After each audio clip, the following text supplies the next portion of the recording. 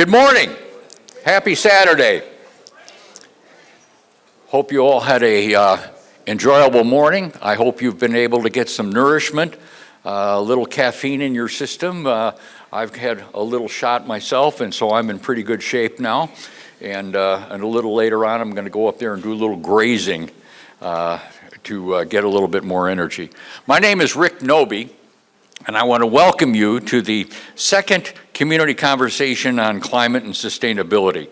A lot of you were here for the first meeting that we had in December of last year. At the end of that session, the feedback that we got was pretty profound. You want more. You wanted to do more. You want to continue the conversations, and that you wanted the second meeting, today's meeting, to focus on effective community organizing and the real work on climate and sustainability that will make a measurable difference in Sioux Falls and our area. We listened to you, and that's what today's meeting is all about.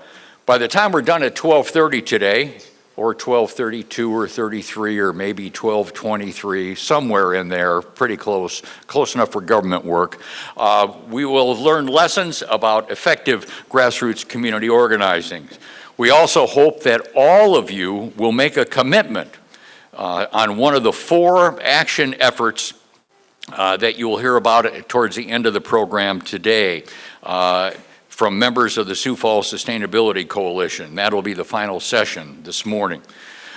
We brought together a remarkable group of people, friends and colleagues from the Black Hills Environmental Coalition in Rapid City. Several of them are here today, and we're grateful for that. You're going to hear from them in a little while. And then we had scheduled, and you probably saw it in the program, a gentleman by the name of Ivan Croweagle. Well, he called last night, and as wont to happen in people's lives, family stuff came up, and so he was unable to make it. However, as luck would have it, we have an excellent substitute. Her name is Mindy Ollers. She is the regional director of the Citizens Climate Lobby, and she's going to take Mr. Croweagle's place, and she's going to talk to us about effective communication with our friends, neighbors, acquaintances, and people we don't get along with, all of the above. Now, we've learned some lessons the last couple of years here in Sioux Falls about the Sioux Falls Sustainability Plan and implementing it. We, unfortunately, have not been as successful as we wanted to be, but we've taken baby steps, and we're continuing to take baby steps. Today is a bigger baby step than what we've been doing, and we're hopeful that this will produce some positive results for all of us.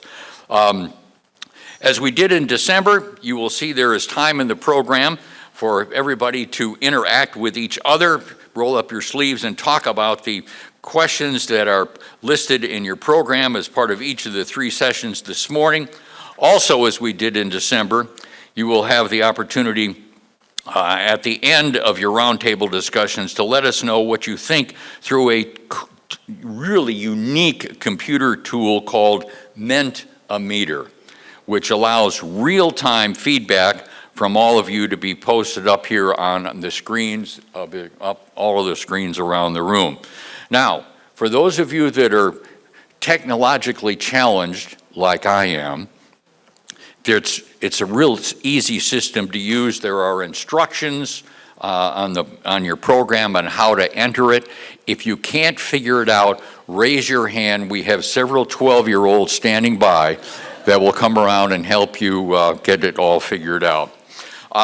We all know the impact of climate change is very real. We felt it here in South Dakota, and we felt it definitely in the southeastern part of the United States with the 2 hurricanes. I have a cousin and family that live in Asheville, North Carolina. They went 2 weeks without electricity and without water. They now have both, but they're boiling the water and will be apparently for quite a while. So this is real stuff, and it's impacting all of us, not just here, but around the world.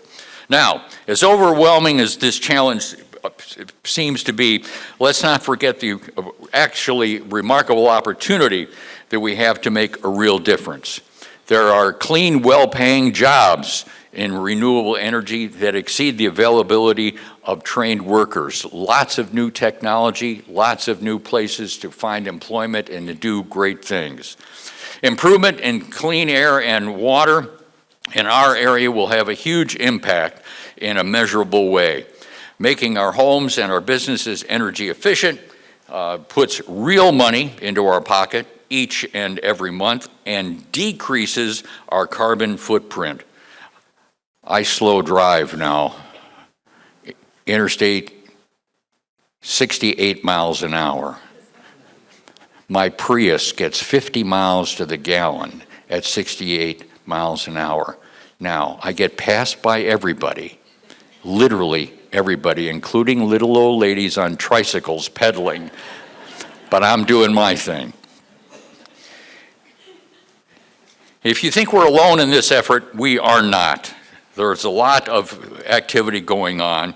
The Yale Center on Climate Communications, released in January of this year, revealed that 65% of our citizens, South Dakotans, think that climate change is real and that we are a part of it in a significant way, and that our elected leaders ought to be doing more about that. And we'll talk about that a little bit later on. I'm happy to report, though, that there are a significant number of communities, Rapid City, Sioux Falls, and others across the state, that are working on climate change and sustainability, and that one of the possible outcomes from this gathering today may be the creation of a statewide network of those organizations and communities to support our various efforts. Also, a critical part of this is the young folks, some of in the room today, who care deeply about this issue and whose lives will certainly be affected more in the future than it has been already. To shine a light on the importance of these issues to young folks, we decided to sponsor an essay contest for all 9th to 12th graders in the Sioux Falls high schools that are taking environmental science courses. There were a large number of essays submitted. An independent committee, not headed by me, reviewed those essays and selected the winner, who will receive a $250 scholarship for future educational efforts. The person selected as the recipient of the Sioux Falls Sustainability Coalition Scholarship Essay Competition is Robert Van Beek, who is sitting down here in front of me. He's from Harrisburg High School. And I visited with him a little bit. I asked him if he'd ever done any public speaking. He's done a little theater, a little of this, a little of that. He says he's not the least bit nervous. I believe him. And his job now is to stand up and read his essay. Robert Van Beek.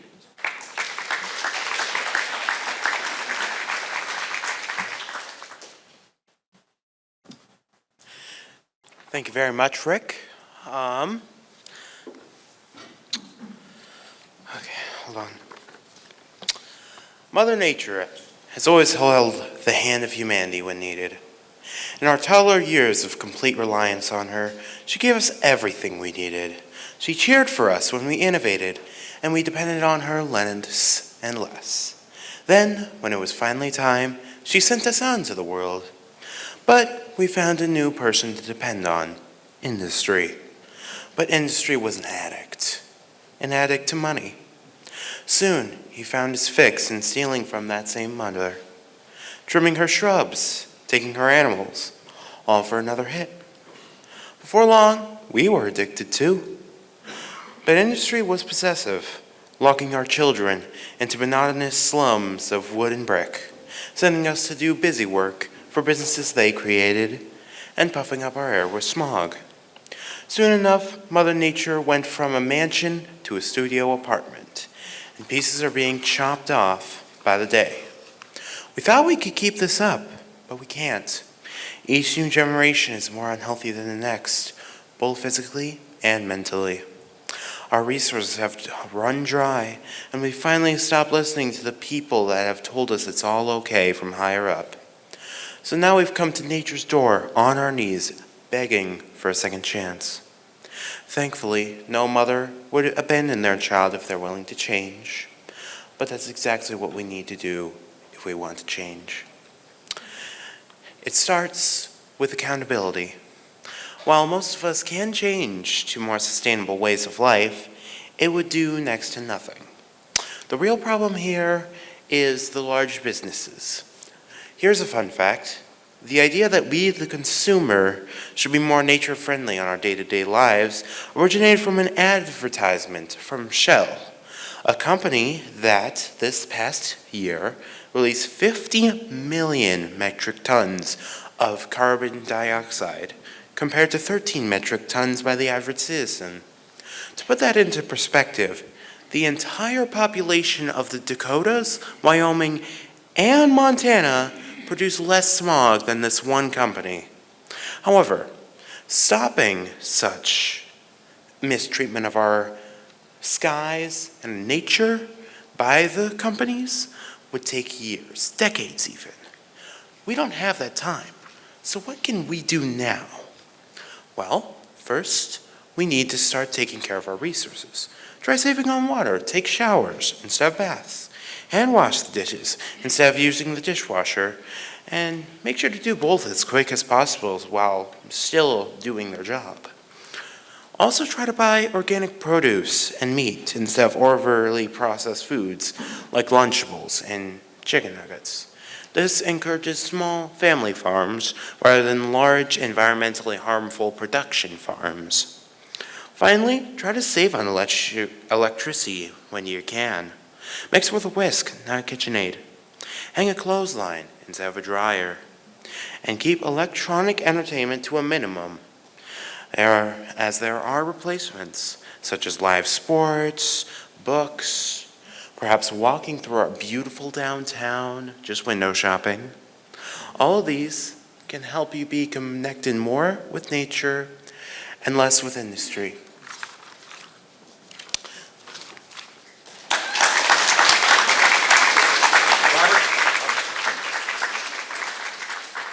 On behalf of the Sioux Falls Sustainability Coalition and everybody in this room, thank you very much.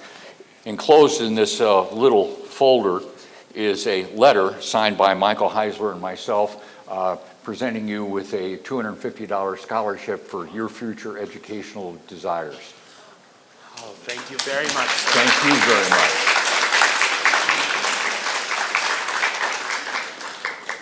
Nice stuff.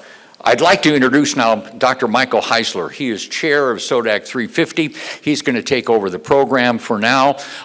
One thing I would ask you to do, there's a couple of tables here where there's just a couple of people at them.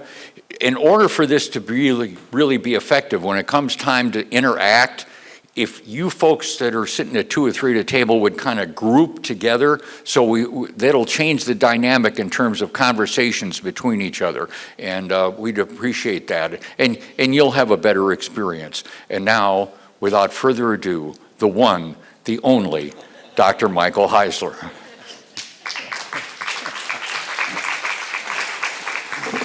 So that's just proof that when Rick's not doing political work, he does stand-up comedy routines. So thank you all for being here. It's great to see everyone. I want to pick up on a few points that Rick made just to accentuate some of the reality of what's happening in our state before I get out of the way and ask Mindy to come up and really talk about this important topic of communication. But Rick mentioned that there's been a conversation underway around the state, and it's absolutely right about the possibility of creating a statewide, very informal network of all the communities and organizations working on climate. And what we've discovered as we've gone through this meeting is there's a lot of us. 65%, as you know from the Yale survey, of our fellow citizens think climate change is real and we ought to be doing something about it. So here are the communities that we already know about that are somehow engaged in this work.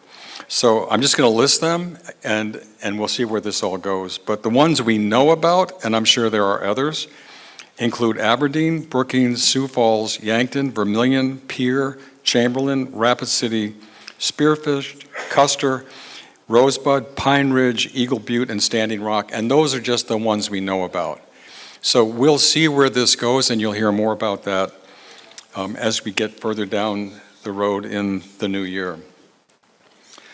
I do want to leave time, I'm going to make time to talk just a little bit about what's happening at Rosebud. It'll take a minute or two, and we have slides that we'll pull up.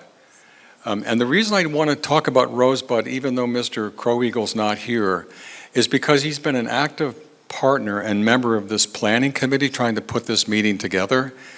And his work matters and is important. The other reason is Rosebud as a community is way out in front in South Dakota in terms of their commitment to climate change and the actual work they're doing. It's really remarkable what's happening in the Rosebud community. And Ivan Crow Eagle is the director of the Environmental Protection Program at Rosebud and has had a major impact on all of that happening. So we really want, since he can't be here, we want you to realize that Rosebud is doing remarkable work in our state and setting an example for all of us. And there should be a slide that should come up that we can just keep going through those. That would be great. So that first slide there, it's just a summary of, and it's just a quick snapshot of just some of what's been happening at Rosebud. So in 2019, the Tribal Council asked the Climate Crisis Working Group to put together a comprehensive strategic plan for Rosebud. In June of 22, they released this report, Adapting to a Changing Climate. It's a remarkable report. You can get it online. I wish we had a report like this for our entire state and for the region. It would be incredible if we could take that and duplicate it across the region. And then last month, Rosebud was one of the communities that was awarded one of the EPA climate pollution reduction grants. It's basically just shy of $8 million to put in place and implement the grant that they wrote. That'll have a real focus on electric vehicles, charging stations, electric transportation, et cetera. So Rosebud's doing remarkable work. And if we can go to the last slide about Rosebud. So this is what Ivan said at the press conference after the award was announced. So he said, this is a great opportunity for the Rosebud Sioux tribe. We are so humble and grateful for the selection of Rosebud for this grant. The Rosebud Sioux tribe is looking for more ways to provide more green energy opportunities and solutions to help with the structures, ecosystems, and the environment for the people and wildlife of the Rosebud reservations. So a huge congratulations to him, and we're going to continue to work with Rosebud as we move forward in 20 and 25, and Ivan will be a major part of that. No surprise to everyone here, the actual work of how you get that kind of work done is not easy. It's nuts and bolts, day by day, hard process of building coalition and learning how to talk to one another about climate. It's a topic that is difficult for a lot of us, but there are lessons to be learned about how to do it effectively.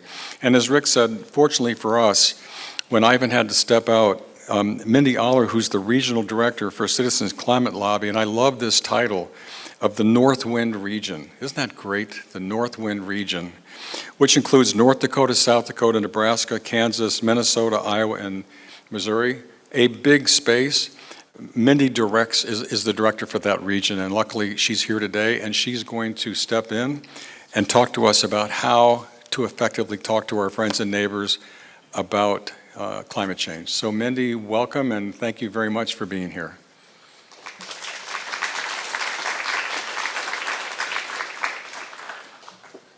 Thank you, and it's great to be here. My water glass is a little too tall. It's great to be with you here this morning, and I came down because my Rapid City volunteers are the ones that are here to talk with you today, too. But I wanted to just give you a brief overview. We can start the slides. Yeah, we had a campaign that we started in Earth Month with Citizens Climate Lobby on having more climate conversations.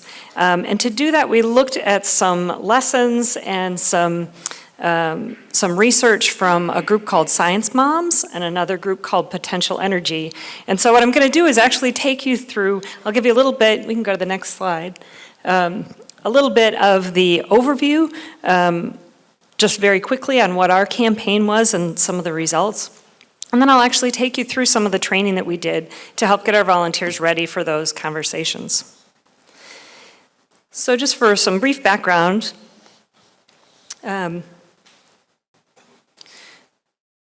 Next slide. I want to start first here. This is a really important graphic, and it's the spiral of climate silence. It's very easy to instead say science. No, it's the spiral of climate silence. And this is important to illustrate, what's happening, right? Our climate change is getting worse, but people don't hear anyone talking about it, right? So it can't be as bad as they think, right? I must be by myself, the only one worried about this because no one else is talking about it. So I'm not going to say anything to anybody else, right? So then we don't work on the solutions because we're not talking about the issue, and therefore climate change gets worse. And I think all of you probably here in this room really understand that. And so why talking about it matters. One more slide. One of my favorite climate scientists, Dr. Catherine Hayhoe, says no one does anything unless they feel it's important. And if no one's talking about it, how can it be important? So that's a big part of our motivation for why we started this campaign. Next slide. So starting April 1st, we set ourselves a goal across the country for 25,000 climate conversations with all of our volunteers. And we do have volunteers in every state and just about every congressional district in the US. So we kept the counter going because people were having so much fun, so we're now up to over 46,000 conversations that have happened since April 1st. Thousands of people have participated across all 50 states. We had 50,000 social media impressions, and more than 600 people then also, after they logged their conversations, we gave them a really quick, easy place to just log the number of conversations they were having. 600 of them also provided some comments and feedback on how those conversations were going. So next. Many of these conversations, 60% of them, were held formally like at tabling events because this was mostly over Earth Month. That's when we started it, so a lot of them were Earth Day events. But then people found lots of other ways to be talking. Sometimes it was, standing in line at the grocery store or, chance encounters at home with family. If you go to the next slide. And then there were shared activities, and the number one way that people really liked to do those shared activities was going for a walk or a hike with friends and then starting to talk a little more about climate change.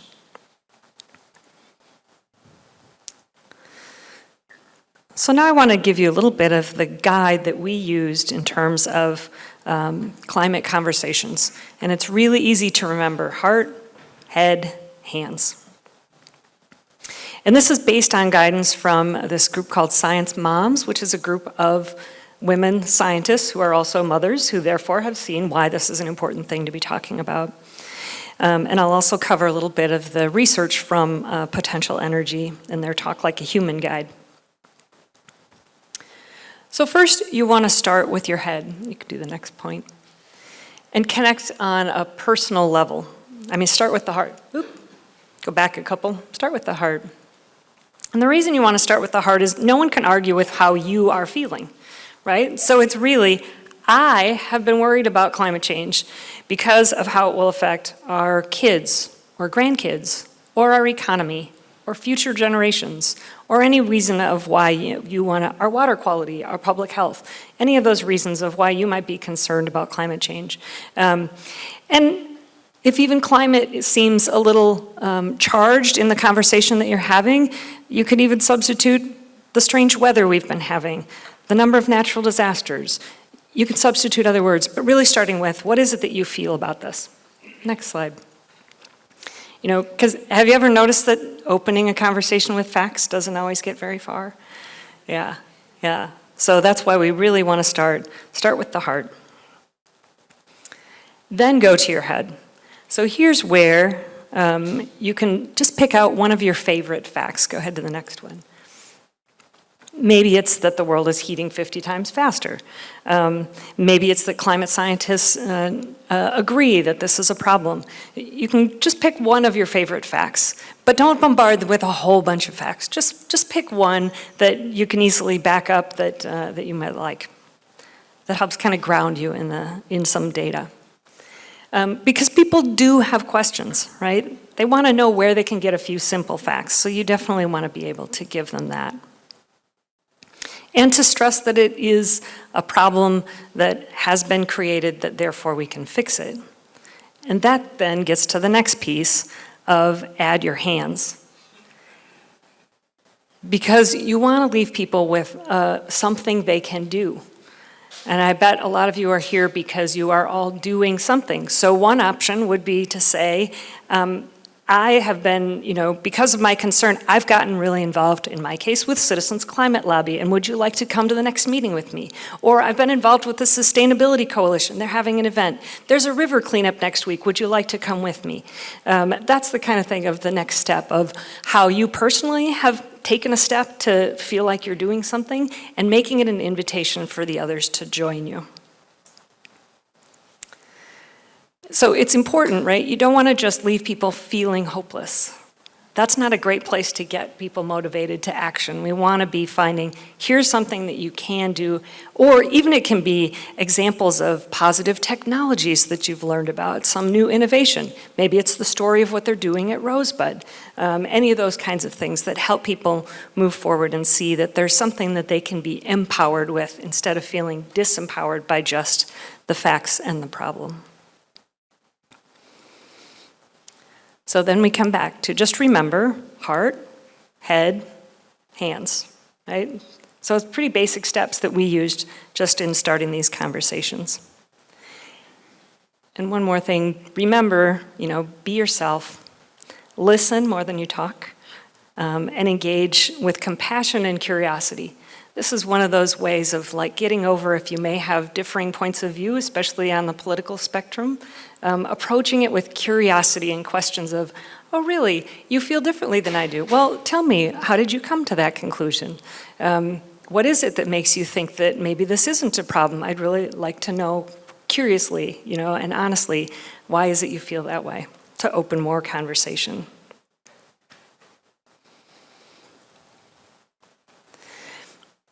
So now I want to share with you a little bit of what Potential Energy has found in their research. And this now has lots of words and lots of numbers on it. More than anything, this tells you why we were so impressed with the work that they were doing. So this was, social research working across the globe, and both in social media and direct conversations, and looking at advertising and all these different ways that people are getting information on climate and what seems to be effective, and then looking at what kind of words and concepts first move the conversation forward instead of kind of halting or stopping a conversation. And I will say that some of the things that they've found in here that I'm going to share with you have for me been personally challenging and very different than maybe the way that I thought I was supposed to be talking about climate and about what I was worried about. So keep an open mind here, but it could be hard work. Next slide. So one of the things that they found is that most citizens lack a foundational knowledge about climate change. And some of this, when you read these, the leading perceived cause of the climate change is plastics. Yes, plastics is a problem, but it's not the leading cause of climate change, right? But it starts to see what are the things that are getting attention in terms of problems. About half think recycling can have an impact on climate change. It does, but it's pretty small, right, compared to our fossil fuel use.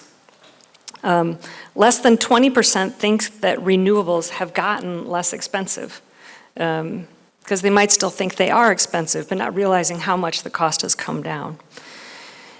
Only 30% think that their diet can affect climate change, when we know that it actually can have quite a bit of an effect in the way that we choose both to grow and manufacture our food as well as what we choose to consume. And less than 25% think that there is a scientific consensus on climate change, when really 99% of climate scientists agree that it's human-caused and we can do something about it. Right. Next slide. So here's part of the problem. What scientists say doesn't make sense. Scientists say greenhouse gases are causing anthropogenic climate change. And people respond, sounds bad, I think. But what am I going to do about it? Or we say we have to act now to stay under 1.5 degrees. And people think, why is everybody freaking out about a couple degrees, right? 1.5 degrees doesn't sound very bad when the weather changes, especially if you live in South Dakota and you watch the swing between summer and winter, right? Sea levels are rising. Well, maybe, but won't that take about 100 years, and how's that going to impact us, especially when we're in the middle of the country, right? We must decarbonize to get to net zero by 2050, and that to most people is just, huh? So,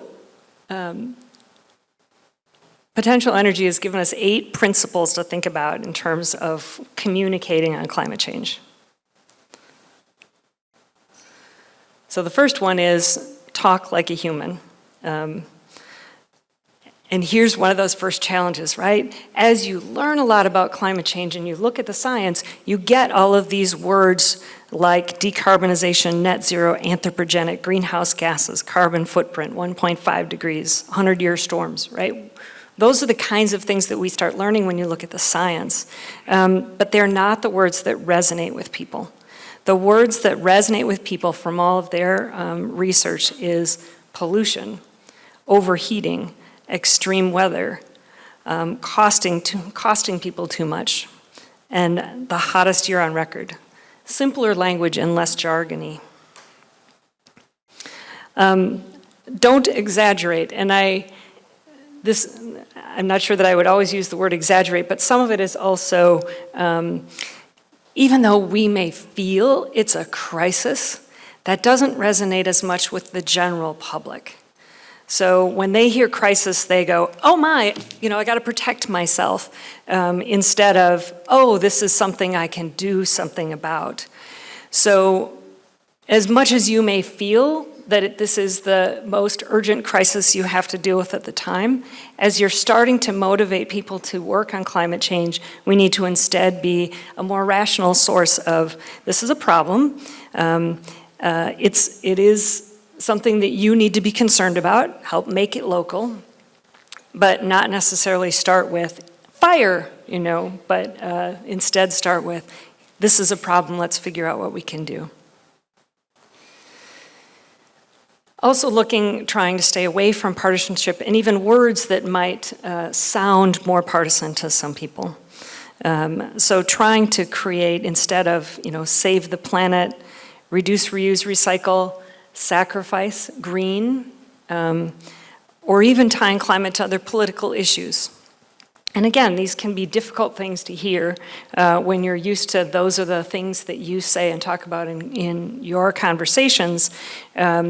You want to look for a broader appeal, right?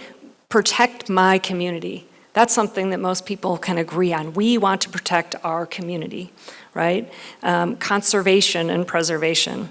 And then safe and clean energy. Safe and clean is one of those things that's important.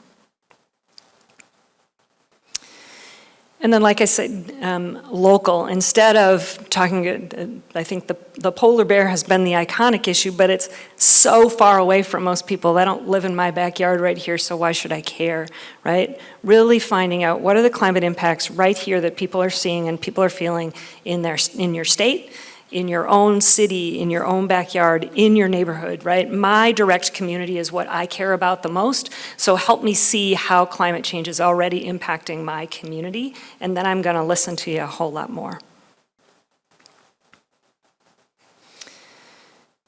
And then humans, not concepts. So instead of just graphs and charts, we really want to come back again to those human impacts and how does it impact me? What we call our kitchen table issues, right? What's costing you money? Higher air conditioning bills because it's hotter. Our kids can't play outside. Wildfire smoke that's impacting our ability to be outside. Things that help them see if we don't stop polluting, the things that you love may not be available to you. The things that you love are at risk. So that loss aversion framing is helpful to people. And when we look at different perceived benefits, so the tiniest that you probably can't read, increased job opportunities and economic growth, when you're actually talking to the general public, That's not what really resonates the most. In terms of what is the perceived benefit to protect the planet for future generations and looking to future generations, that's what resonates the most with people. Next slide. And then what we're fighting is the pollution, not the climate change itself, right? So we're holding businesses accountable, working with businesses to help them see themselves, those that are fossil fuel companies, see themselves as energy companies and see how we can shift our energy, right? So we're looking to change what's bad, but not necessarily villainize one particular person or one particular thing. It's finding how do we hold them accountable, which is good, recognize that we've benefited from fossil fuels in the past, but it's time for us to move on and to find the better way to do things. So that's what we're working on, is we're fighting the pollution that was the problem and moving towards a better environment. And focusing on today, so the goals might work for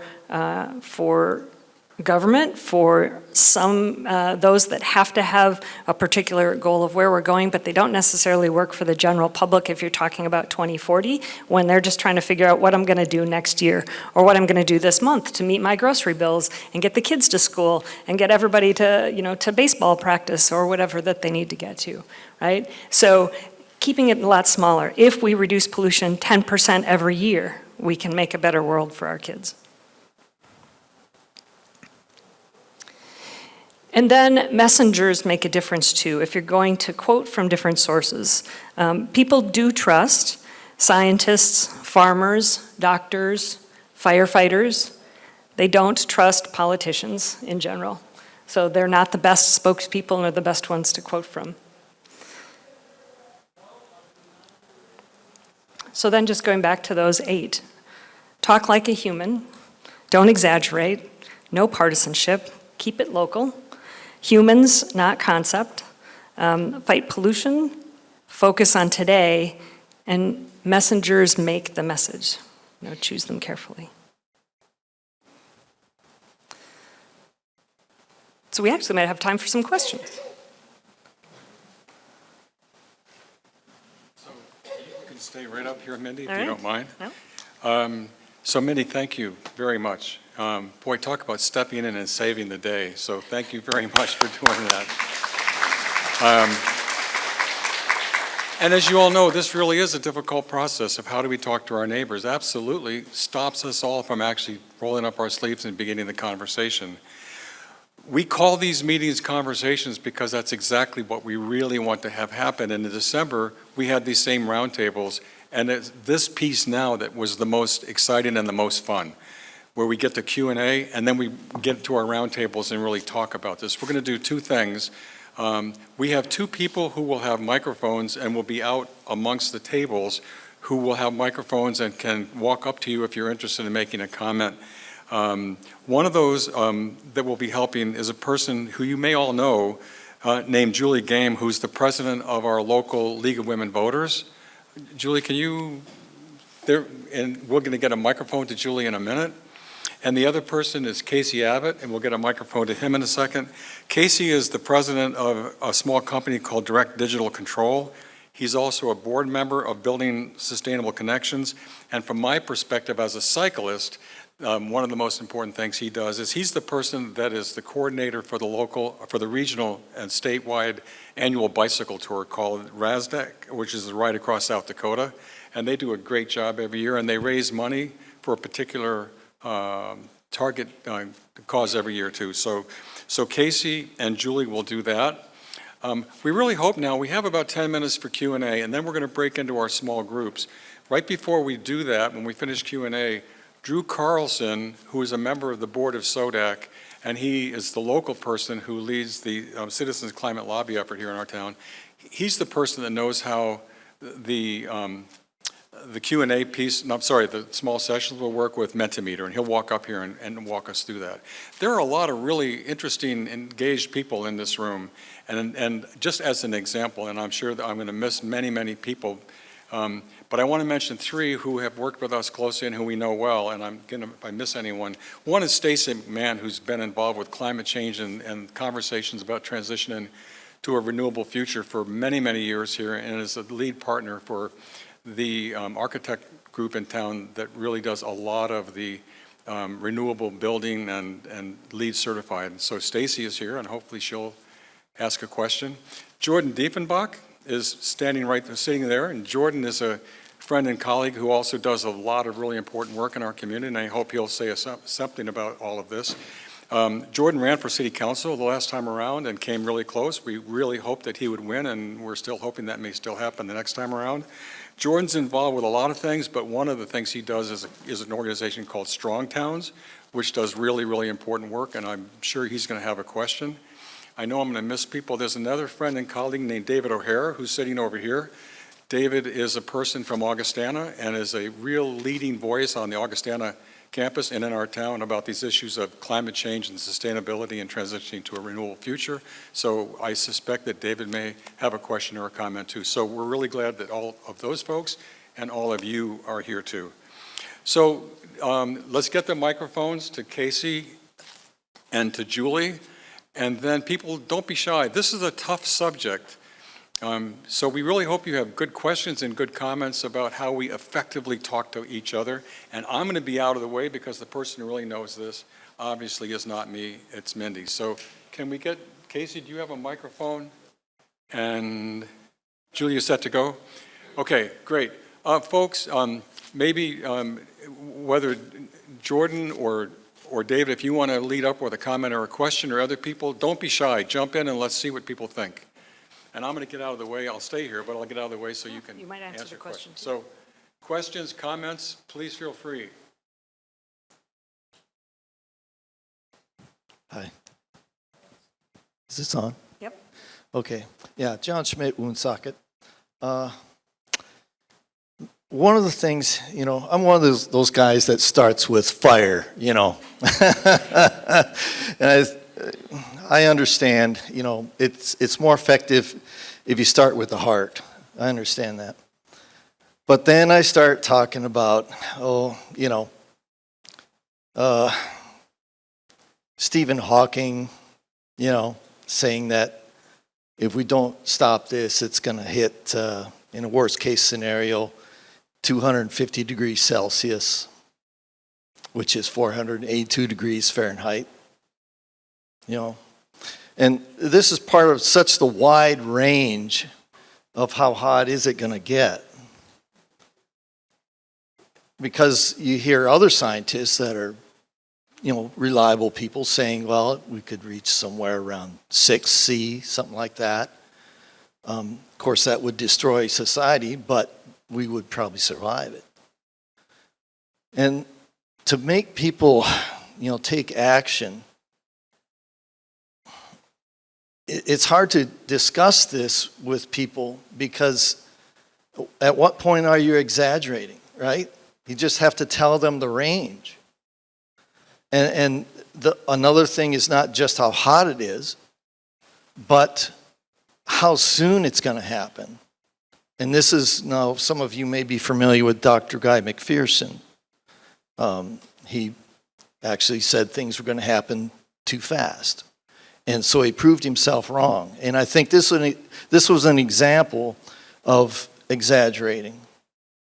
And so my question is, what do we do about these problems? How can we, talk to people and explain things in this way so that they understand, we need to address this? I want to say one thing real quick. So I do want to make one comment to remind people, this is really important. So the Yale survey in 2023, you've already heard this, and I know it's a drumbeat, but it's really important to understand this. 65% of our fellow citizens in South Dakota think climate change is real. 70% of our fellow citizens think that climate change ought to be taught in schools, believe that or not. 55% of our fellow citizens think our governor and the next president should actively be addressing climate change. Why am I saying all of that? Because we think we're the only ones and we think we're alone on this. It turns out that 2/3 of our fellow citizens haven't raised their hand and identified themselves, but they're ready to talk about this. We just are hesitant to do it. There were two other polls done in the fall of 2021, one by the mayor's office and one by the Yale Center. They came up with the exact same number, 65%, almost 65%, and now in 2023, once again, 65%. So 3 points on the line over the last 3 years have said over and over and over again, there are a lot of folks out here who want to talk about this. So that's a reminder. What do you think about that question?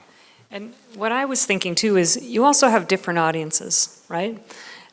Sometimes when you're the one who you know how big this is, and we have a group of people who also recognize we're in the alarmed phase, there's a place where you can get into different conversations about the crisis that might not be the place to start with the general public, right? So these tips are really about how do we get the rest of that 65% saying something that are not sure they can talk to their neighbor about it yet, by finding an easy entry point to open conversations and not have them too afraid to keep going in it.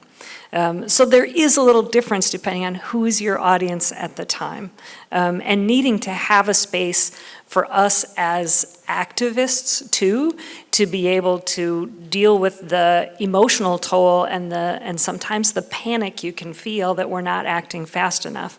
That you can do within your own circles, and then kind of recharge ourselves to go out to the broader audience so that we engage more people just in getting started with it. Because you probably didn't start in that place. That's part of it too, is like think back to where did you start? Where did you first start hearing about climate? What was it that first got you engaged in this conversation? And remember that it's hard when you've been working on it for a while to think that there are people that are still at the beginning that haven't even started talking about it yet. But there's a huge percentage, and they're just not hearing someone else talk about it, so therefore they're not talking about it. And you might be the first one that just says, wow, I'm a little worried about climate because, of how I think it's going to impact my kids. And then you suddenly get someone go, yeah, I've been worried about that too, right? And that's the opening that they're looking for, but they've been afraid to say something about it. Yeah, so it does depend on your audience. Okay, great question. Thank you for that. Julie, do you have somebody on your side of the room? Jordan? Hello, there we are. More of a comment on leading with the heart, or the conversation with the heart. If you've never heard of the term code switching, I would suggest looking it up. To find a connection of the heart, it's about understanding the lexicon in which the person who's listening uses. What words resonate with them? The thing is, the concepts in which we are talking about in terms of sustainability, they're conservative. Like dead center conservative, the conservation of resources. So, when you're engaging with someone, find the lexicon, find the words that they use that resonate with them, because that's where you'll build those connections. Freedom, conservation, conservatism. Here's a big one, property taxes. That's the heart for them in many cases. But if you can showcase how they save money and save resources and actually build a better life for themselves and their children, they'll back you. They'll love it. So I just say that as to anyone, it's like learn the words and then use them as tools. So, yeah. Jordan, thanks for that. And you're going to hear more about how we can put money in people's pockets when we do the session on building codes. Jeff Smith will talk about that a little bit too. Julie, I know you have someone there. Casey, anybody over on your side? Let me just make one more comment too. Hello. You also gave a good example of like where the headpiece could be. Did you know you could save money and do the right thing that's actually going to be better for the future? We can build a better future that has less pollution and save money at the same time. Hello. So a lot of times, I'm sure this is no new idea, but it feels like the common people aren't really the ones that can make as big of a change or the ones that are contributing as much to the problem. So just how would you approach talking to like these big faceless corporations and fixing the problem? How do you, talk person to person when you can't really identify a person to talk to? So that's one of the things of another way to invite people into action, right? Companies need to hear that we want them to do better. We want to publicly praise the companies that are doing the right thing and ask those that are not doing the right thing to do better.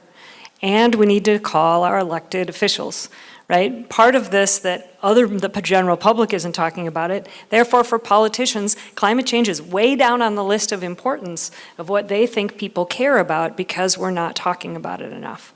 So the other thing is not only engaging them in the conversation, but then saying, but what you need to do is let your elected officials locally, statewide, federally know that this is an important issue and we want you to do something about it because they're not hearing it enough. And businesses too. Businesses do a lot of things because consumers tell them that's what we want them to do. I mean, there have been huge shifts in sustainability in major corporations because that's what people want. Why do so many of the big tech companies, why are all the data centers, why are they pledging that they'll run them on clean energy?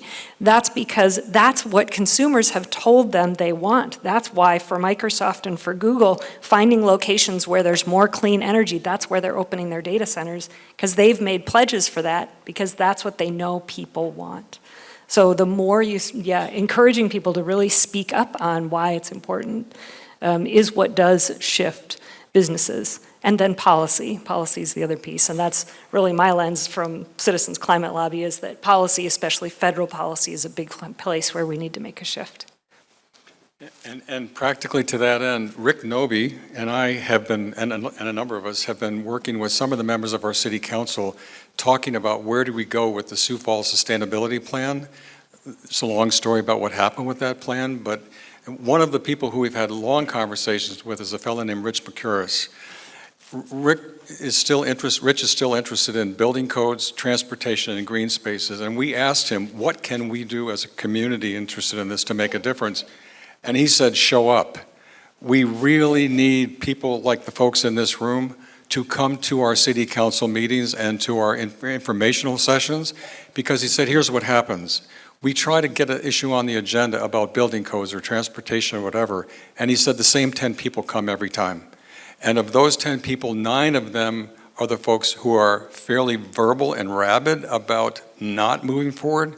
He said, we need you and your friends and colleagues to come to our sessions. And one of the things we're going to do as a group, as a coalition in 2025, is to try to really show up as Rich has asked us to do.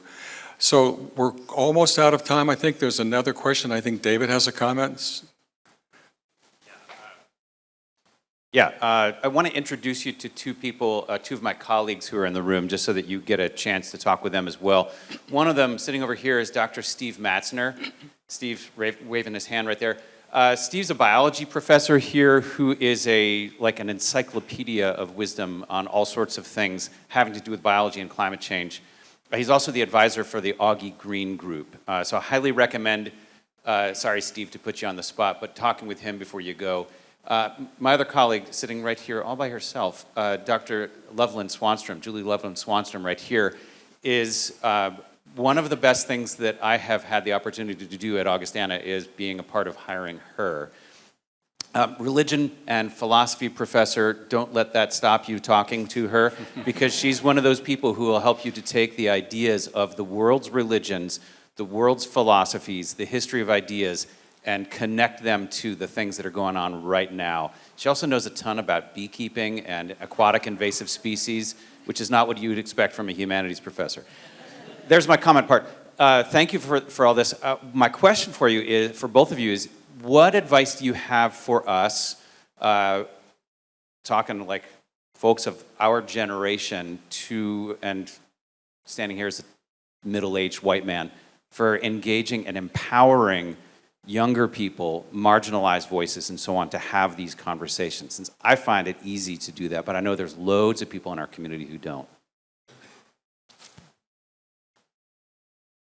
One of the things that I enjoy doing as a volunteer is working with the environmental club at my local high school. And one of the things that we've learned from the kids is even when they do talk about climate change in their classes, all they talk about is the science and the problem. And they find that very scary and hopeless. And so I think an important thing is engaging in the positive and engaging in the hope. There's a great organization called Project Drawdown. If you haven't heard of them, drawdown.org. They list 100 solutions to climate change that are already happening. It's a great resource to direct people to, because people want to be part of the solution of any age. Right? So in your conversation, you're looking for them to say one thing that they might already be doing and praise the heck out of them for, you're right, you're already part of the solution. Now I'll invite you to do one more thing, right? And especially for our children, empowering them that they are a part of the solution, that adults in the room are working on this. It's not all that we're leaving it to them, right? That there are people that are helping, like Mr. Rogers always says, look for the helpers, letting the kids see who are the helpers on this issue, but then also encouraging them on the things that they can do that are positive steps. Yeah. Good, thank you. So we'll have another Q&A session. So let's wrap this one up by a round of applause and thanks to Mindy for stepping in and helping us.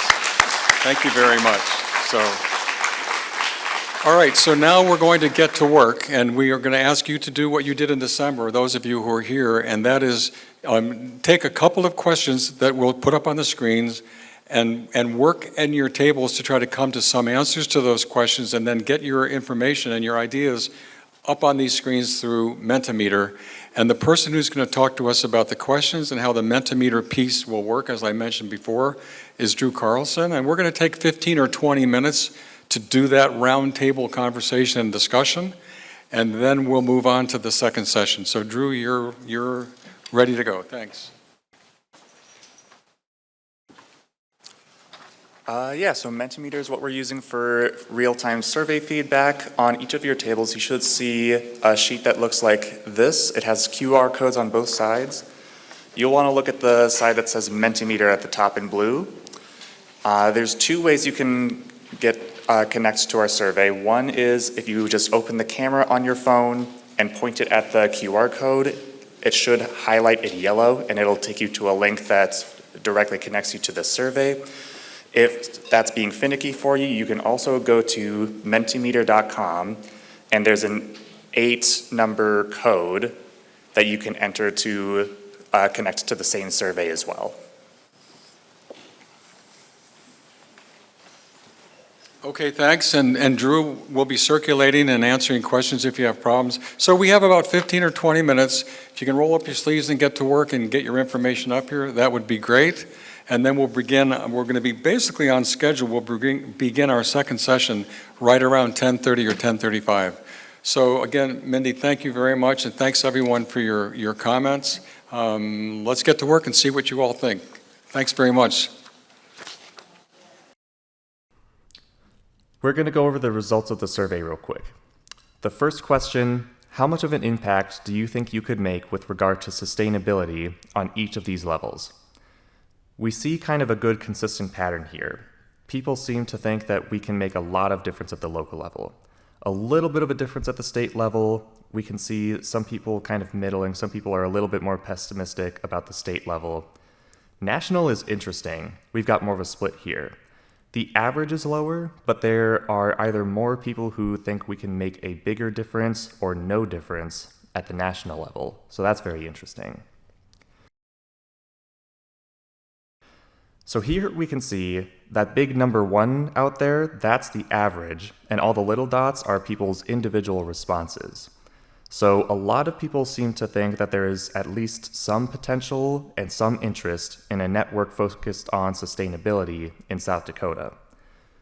We've got a couple of interesting outliers. One person sees a lot of potential and not a lot of interest in a statewide network, and a couple people who are very interested but don't see a lot of potential in a statewide network. There's a lot of interest in that statewide coalition. Great. Okay, Drew. Thanks for doing that. So the next session is, and we'll highlight one of the other communities besides Sioux Falls, and you've already heard us list the ones we know of. But our friends and colleagues from Rapid City have done a lot of really interesting work. They, like we, are learning as we go. And we thought it'd be helpful to have them come tell their story a little bit about what they're doing, and also try to talk a bit about what they've learned in terms of what works and doesn't work. So we're going to ask them to come up onto these chairs. This session will be moderated by Holly Meyer, and I think a lot of people in this room know Holly. Holly's an environmental professional in our community. She is now working for a non-governmental that does rainforest work and community empowerment in Latin America. One of her previous roles was she was the city's sustainability coordinator and led the effort that a number of us in this room were part of to come up with the revised city's sustainability plan. So we're really glad to have Holly, and it's perfect because Holly not only knows the subject, she knows every member of the Rapid City group. So I'm going to ask Holly if she'll come up with our friends from Rapid City. They can take the chairs, and I'm going to hand the microphone over to Holly. They'll have a session for about 25 minutes where they tell their story, and then we'll do the same thing we did before. We'll do Q&A, and then we'll break into a working session. So Holly, I'm going to hand the microphone to you, and if you folks from Rapid can come up and join us, that would be great. Thank you, Mike. Hello, everyone. Good morning, and thank you for joining us today. I'm so excited to be here. As Mike said, I do know everyone in this group, and they are just treasures and dogged in their work, West River. And I'm excited for us to all get to hear about the lessons for community organizing from the work that they've accomplished, not only on the mayor's or the sustainability committee, that's through the local government, but also in their coalition work too. So I'm going to do introductions, and then we'll start with questions. And let me just do a time check. Is it 11 till 11? Yes, right. 30 minutes. I'm going to just watch on my phone. I'm going to try to do a good job timekeeping, so here we go. Okay, so starting with the person to my left, your right, Carla Duder. Carla is a retired medical technologist. She's married and the mother of 3 adult children. She has been a member of the Black Hills chapter of Citizens Climate Lobby for 10 years and is a current co-chapter leader. She also makes yearly trips to DC to lobby with Citizens Climate Lobby. She's a founding member of the Black Hills Environmental Coalition and is an avid outdoorsman with a strong environmental focus. Then we have Alan. Alan Anderson is a retired engineer after 41 years with NOAA and the Forest Service, where his work provided an in-depth look at the threat and progress of climate change. He is also a member and DC lobbyist for Citizens Climate Lobby and an 8-year member of the Rapid City Sustainability Committee, 3 of those years as chair. He is a founding member of the Black Hills Environmental Coalition and volunteers for any organization that seeks to address climate change. So Alan's your man to overcommit. All right, Mary Divert is a retired teacher who worked as a behavior strategist for elementary special education. She's been the state coordinator for South Dakota Citizens Climate Lobby chapters and a member of the Black Hills chapter for 12 years. She makes yearly trips to Washington, D.C. to lobby for climate action as well. And she's a founding member of the Black Hills Environmental Coalition. And then finally on the end, Lisanne Zeller has been the program director for sustainability for the city of Rapid City since its inception in 2023. She has 17 years experience as a community planner and has been active with the Sustainability Committee for 8 years. 2 of those years as chair. She's currently managing the city's EPA climate pollution reduction grant, climate pollution, yeah, whichever one. All right, so I think actually before we get going, do do you guys want to go over a couple of those background slides? Okay. All right. So as we mentioned, there's a couple different initiatives happening in Rapid City. There's the Sustainability Committee that is tied to local government, and then there's the Black Hills Environmental Coalition. And so I think the next slide has a little bit more information about each of those. So I might just read these really quick. So the Black Hills Environmental Coalition, their mission is to act as a local communications and community mechanism to amplify all of the Black Hills and Western South Dakota collective efforts to come into harmony with our environment through inclusive conversations, complete education, and organized action. And yes, I am reading from that slide over there, if you can, if you can't tell my struggle. All right. And then the Sustainability Committee for the City of Rapid City. So the purpose of that committee is to encourage education, stewardship, and policy leadership that will make our community a leader in economic, social, and environmental sustainability. And so I think we will pass it off to maybe Alan first to talk a little bit about the committee, just very briefly kind of give us the context of that work so we know a little bit about the landscape. And then we'll pass it to Lisanne to talk, I'm sorry, reverse that. Let's go to Lisanne first. No, I'm sorry, Alan first, coalition, and then Lisanne for the committee. Okay. That way is this on? That way the slides won't get out of order? Yes. Okay. Well, just a couple of seconds on the coalition.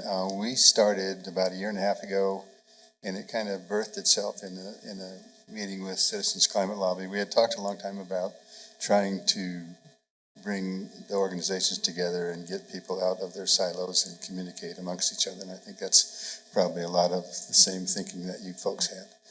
And so one day a person showed up, Megan Werpy, who was new to the community, and she wanted to get involved. So we ended up having a very small meeting to do those sorts of things. We decided we were going to actually do this. And then the next meeting, more people came. We invited more organizations. People started showing up because they heard about it. We had to get a bigger room, and it just kind of grew organically. People wanted to talk about it, to Mike's point. And so then we started getting organizations like Isaac Walton League came on board. They had a group that didn't have a lot of people anymore, but they had some money. And then Citizens Climate Lobby had a lot of interest and a little bit of money. The Sustainability Committee, there was some attendance there to coordinate and talk back and forth with what's going on with that committee. And so we started to get a little bit of money to do things, and we started to get people to do things. And the result of the weekly meetings at 9 o'clock, we meet every Monday morning at 9 o'clock, is a lot of interaction between groups and individuals. And that simple thing created all sorts of things happening in the community. It was spontaneous, and it was exciting. And if we get to a statewide coalition, I think the same thing might happen there. So I'm excited about that. So I'll stop. Thanks, Alan. Good morning, everyone. Lisanne Zeller. I just wanted to give a quick background on the Rapid City Sustainability Committee in case you're not familiar. It's an all-citizen volunteer committee. It's an official city committee, one of about 30 in Rapid City. It was formed back in 2012. There's currently 14 members on that committee, and we have a waiting list of about 12 people that have applied to join. So there's a lot of interest in sustainability in Rapid City right now.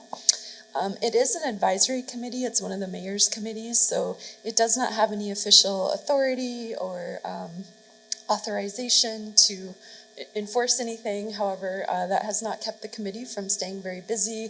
They plan an annual Earth Day event every year, do a lot of tabling at events. We give sustainability awards to local groups and businesses at our city council meetings. We try to give a lot of input on plans and policies. Alan's currently serving on the Rapid City Comprehensive Plan Update Task Force, so we try to give a lot of input, but our proudest accomplishment, which I'm the result of, is pushing our city to create a sustainability coordinator position, which we hadn't had before. And we did a lot of lobbying and researching and presenting, and at the 11th hour of a budget hearing back in 2022, we had a city council member champion the cause and get it added to the budget for 2023. So I started in my position about a year ago. So just a quick background on that. So that's all I have.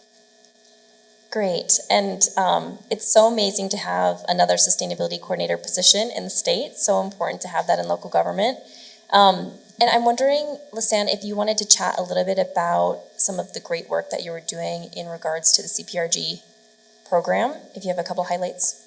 Yeah, so I did bring just 4 quick slides with me. I just wanted to give a little background about some of the work I've been doing. The hiring of my position happened to coincide with a grant that the city of Rapid City received in 2023 through the EPA Climate Pollution Reduction Grant Program. And this is something you may have heard of, but if not, I'll give you a quick explanation. So this is $4.6 billion in funding that came through the Inflation Reduction Act. It granted 46 states $3 million to create climate action plans. It was offered to all 50 states. However, there were 4 states that turned down the funding. That made the largest metropolitan statistical areas in those states eligible for $1 million in funding. So in South Dakota, that made Sioux Falls and Rapid City eligible to receive those funds. Rapid City applied and was awarded those funds. Sioux Falls did not apply to accept those funds, so those funds went somewhere else to another state. But this just sort of happened to coincide with the creation of my position, but it was such a wonderful opportunity, a blessing to receive this funding.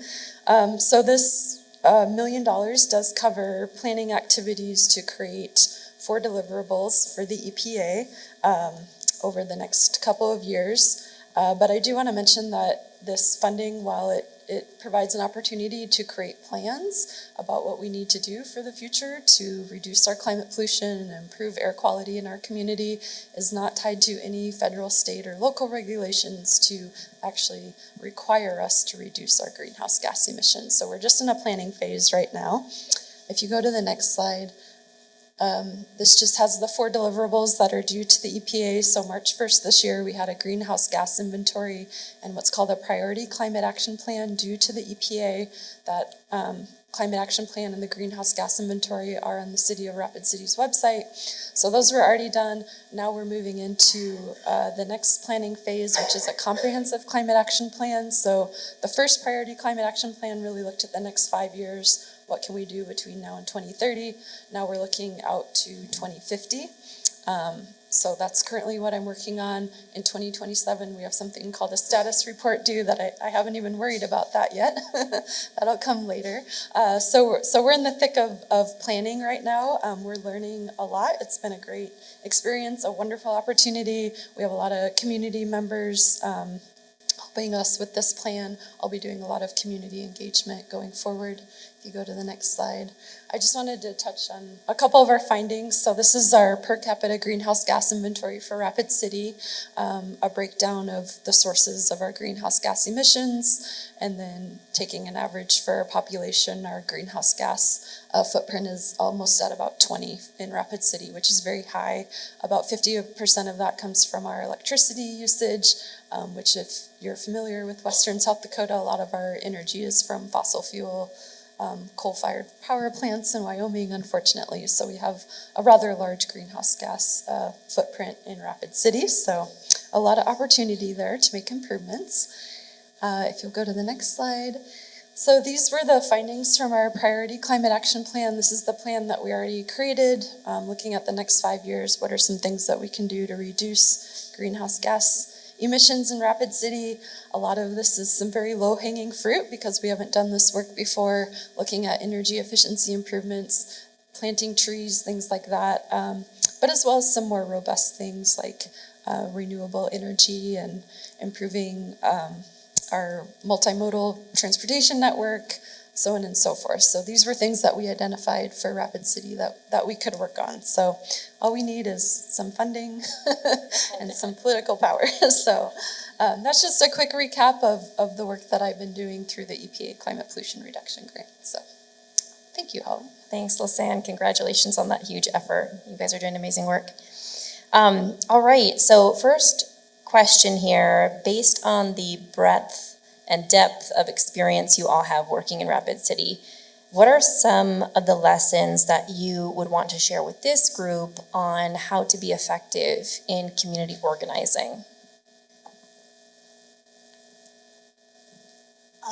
One of the things I think we've learned is, and we intentionally, with the coalition, started out slow. It built momentum faster than we ever thought would happen, with groups coming forward and wanting to be a part of it. And Earth Day, we had gentlemen come around and talk to us about possible funding. Now that's kind of a treat when you've got somebody coming and telling you, we'd like to fund you. And so that just happened. Just last week we were awarded some money from the Black Hills Development Corporation and Visit Rapid City. So we now we have money, we have cash to be able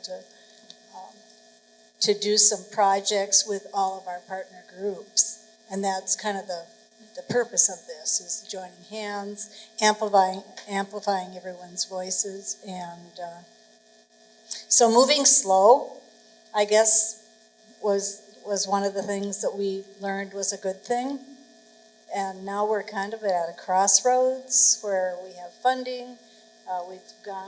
We've had 3 big events. We've had shown movies at the Dahl Arts Center and had pretty good attendance with those. And so now it's a, what do we do next type of thing. And we're working on that, on what next steps we'll take. We want to branch out to northern and southern Black Hills, as well as doing what we're doing in Rapid City.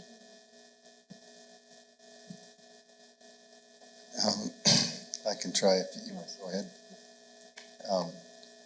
One of the things that I've noticed over the last few years in this kind of effort was that, you know, groups like ours, we have a lot of passionate people, and it's all volunteer, and it's the people that show up every meeting and that get the work done. But at a lower level, I've noticed different organizations in the Rapid City area that took off. And they, as far as their membership and the things that they were able to do and the influence they were able to have in it, it seemed to center around money. They got to the point where they got some grants, they could hire full-time people. And I've seen 3 organizations just go from here to here in a year because of that one thing. They got the money to hire the people that could do it full-time, and they had the expertise, they had the professional background to use social media, to develop the materials and get it out there and report it back.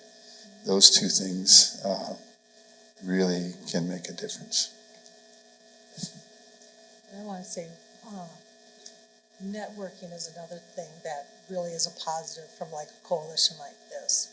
You can connect with people who can really make a difference, whether it's the funding, someone who knows a little bit of tech, even get yourself into certain political offices. Just being able to network makes a huge difference.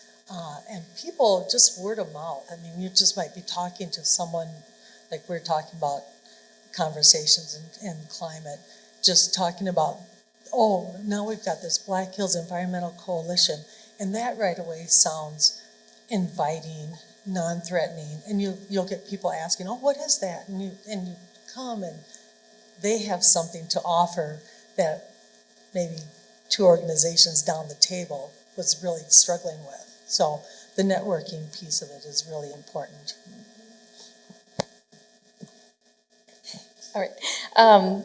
That's so great to hear, and I maybe will ask a question that kind of bounces off of the network building piece and who you're trying to bring into the coalition. So I think we've all, if we're here in this room, we all have the experience of sort of having the usual suspects at the table, very much environmental groups. Is the coalition working on expanding the table to other organizations or other groups? I don't know, like a chamber or National Guard or any other organizations that maybe aren't the usual suspects in the space, and how are you thinking about that? Can you pull up that slide, Drew? That with the QR code? Okay, so this is something that we, and when I say we, I mean Megan, our person that does all this, she's just amazing. She's our leader. Developed for our last event. And what we wanted to do was show people and give them an easy way to look at all the different opportunities they might have to join one of the organizations. So if you click on that, is that going to work on your camera? It'll give you a snapshot. I think it's 2 or 3 pages long. We thought we could do a 1-pager, but I think we ended up with 3 pages. These are groups that we've worked with, and it gives the little snapshot of who they are, like Norbeck Society, Audubon Society, Isaac Walton League, gives a little snapshot of who they are, what they do, and when they meet. So it gives folks a really easy way to get in touch with a group that may be of interest to them. And we found this useful. We handed out paper copies, but we also wanted people to be able to get it, access it digitally, so we weren't killing trees. But we're looking at other organizations too. National Guard is one of the ones that we've talked about. Yeah, anybody else? I think the South Dakota Soil Health Coalition is a very good one too. They're doing some really great work with carbon sequestration and ranching organizations. I think they've all got organizations that are actively campaigning to improve the soil, and I think that might be one of the next ones we try to get to come. One that you might not think of for an environmental group, we just had a young man come from, I'll never remember without looking, South Dakota Youth Outdoors Hunting. And they mentor teens and take them on to teach them gun safety and hunting protocol. And we probably wouldn't have thought of that either, but they thought of us, and so they came and found us. And one of another organization is the Black Hills Fly Fishermen, and they're working on restoring some of the streams out in the Black Hills, and they're making beaver dam analogs where they take natural pieces of trees and whatnot, and they make the dam, because the Rapid Creek is so important for us. And Mary and I went out and did a little bit of beaver dam building. And when I talk about networking, in addition, Black Hills Fly Fishermen made a little donation to our local CCL chapter. And when you talk about funding, any amount helps. But that was something we would never have connected with Black Hills Fly Fishermen had we not had this Black Hills Environmental Coalition. So the networking is important. At the same time, we wanted to go slow, like Mary said, because we wanted to make sure that as we grew, we were allowing people to come in that had a good, positive voice for the environment, because there are bad actors that want to come in and disrupt.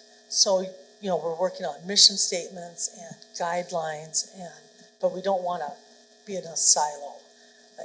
So it is a kind of a fine line to walk sometimes.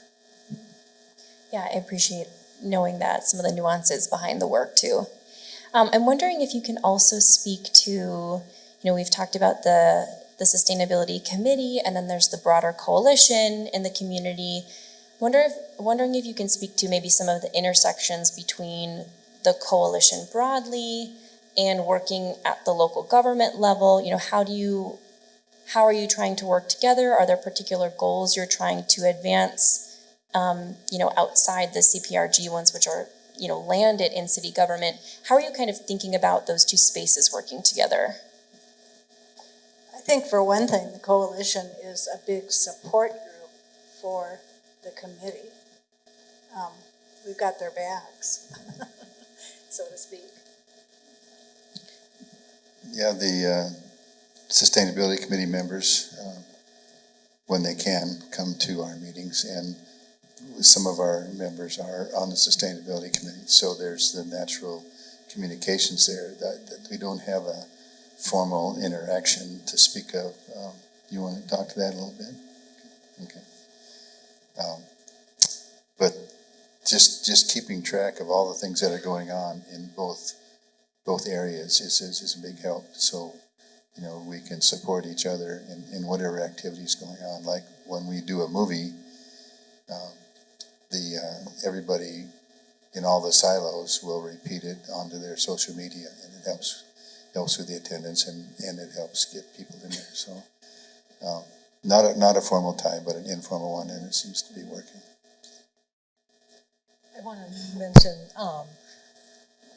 there was a little get together, and one of the council members, who is on he was the liaison to the Sustainability Committee to the City Council, was there, and he was talking about how active and how positive the Sustainability Committee is, and that is a reflection of everybody who's on it.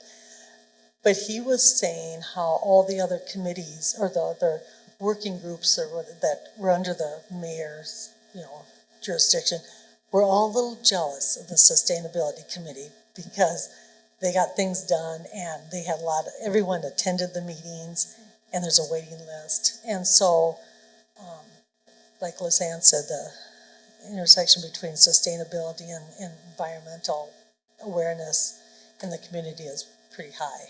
So Alan got a little recognition from the Sustainability Committee for all his work. So he's our champion. That's amazing. You guys are all amazing. Kind of expanding off of your coalition success so far, one of the things that has been brought up in the Mentimeter is the statewide coalition for people doing this work. As Mike mentioned, there's a lot of folks who are doing this across the state. Sometimes we can all feel very isolated in this work. And so I know Sioux Falls is working on their coalition too. And so my question for you all would be, do you see there is a value in having more of a statewide coalition of folks doing this? And what do you think would be the value, or what do you think could be accomplished with that type of coalition? But if you look on that graph, the dot that was all the way up on the right was very interested and very effective. I think I was one of those. Like Lisanne, because to me it's unknown, but based on what we've experienced in Rapid City, it's build it and they will come. I think I've just seen a lot of very interesting and amazing things happen just because there was a place for it to happen, and there was people that had some money to help, and there was also a very effective communications method. We've got social media, Instagram and Facebook and those sorts of things, so we can get information out and get comments back. But we also have WhatsApp. Is that what we use? WhatsApp.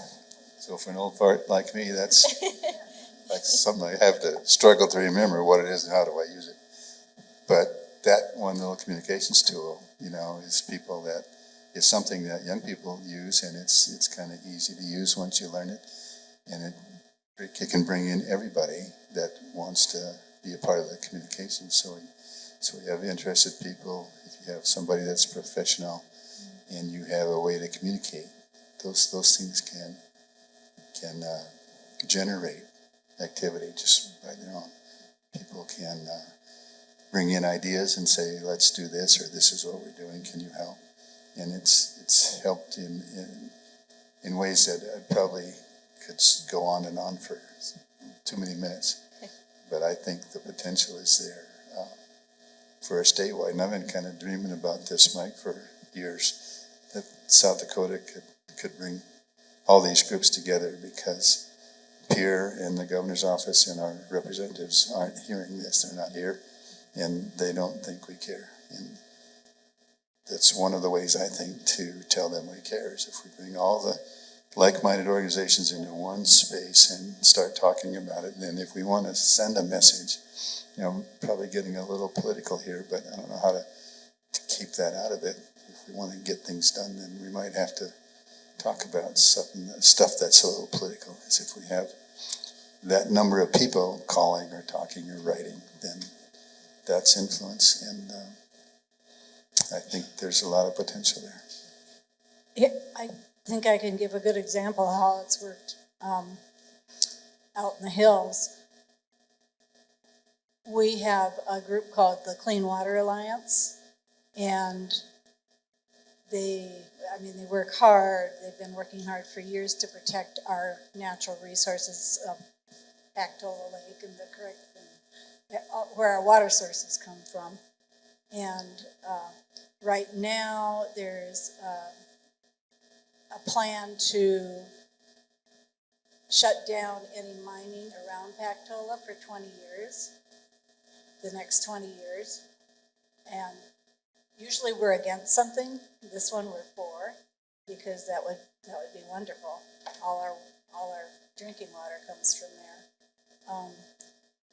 So instead of printing out 100 things to hand out to people, Clean Water Alliance printed out hundreds of cards with a little QR code on there for folks to go in and sign up and say, we support this.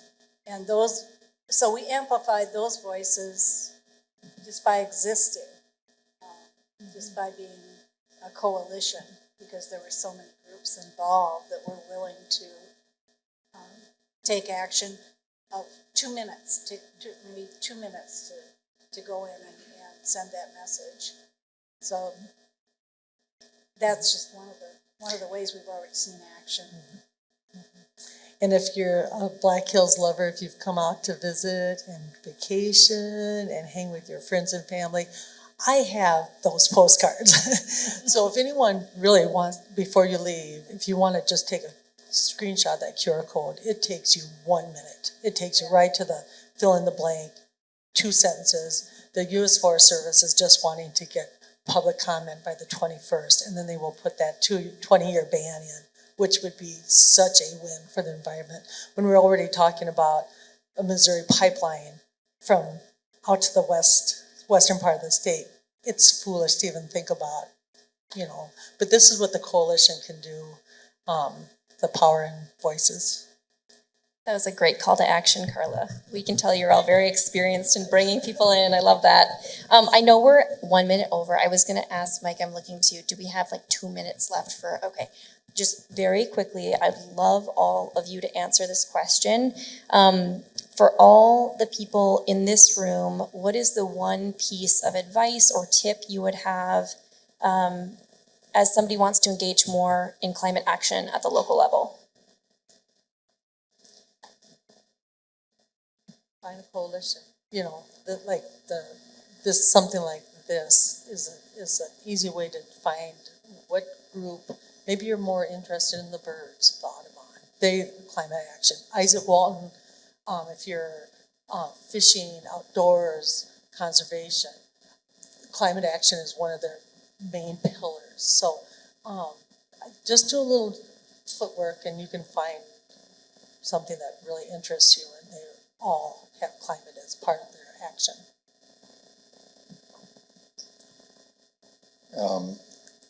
This is something that you already all know, or you wouldn't be here, and that's show up, find a place and show up, and keep showing up. I can just look around and see, I bet there's 4 or 5 people here that would be more than happy to sign you up for their organization. I know one right over here. Citizens Climate Lobby has lots and lots of opportunities to be active in many, many, many different ways. I started that 12 years ago not knowing what in the heck I was doing and not really meaning to do this. I mean, this was not my goal in life. And there's lots of opportunities to make a difference. And I'm just going to add a really selfish plug, and that is to get involved with your local government. There's a lot that local governments can do, and we need to hold them accountable, even if you don't call it climate action. You know, local governments make decisions every day that affect all of our lives. And so if you're not already attending city council meetings, paying attention, please do. I think that's where we can have a really big impact. So that's a little bit selfish because I need your support. But I would encourage you to follow your local government and get involved. That's a great, you all, and I'm going off script here a little bit too, but you know, Mike mentioned I used to work at the city of Sioux Falls, and you've already mentioned like having people come to city council. That's one of the most important things that can be done. But when I was working in the city, a lot of times we wouldn't get initiatives passed because nobody thought this was important or the community wasn't thinking about this. And so amplifying those voices and coming to those meetings, talking to your council members is just so critical. So yeah, thanks for sharing that. And also thank you to all of you. We're at time, so let's give the panel a round of applause and then we'll go to questions.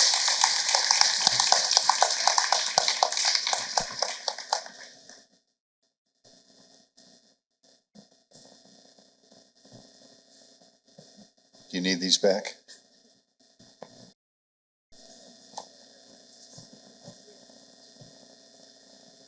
Hey there, thanks so much for your time and coming all the way out here. Mary, this question's for you. You mentioned you go to DC every year. Can you tell us more about what that's like, lobbying on the Hill, and what policies you're excited about? It's amazing. CCL does a really good job of preparing you for going into a lobby meeting. They have structure and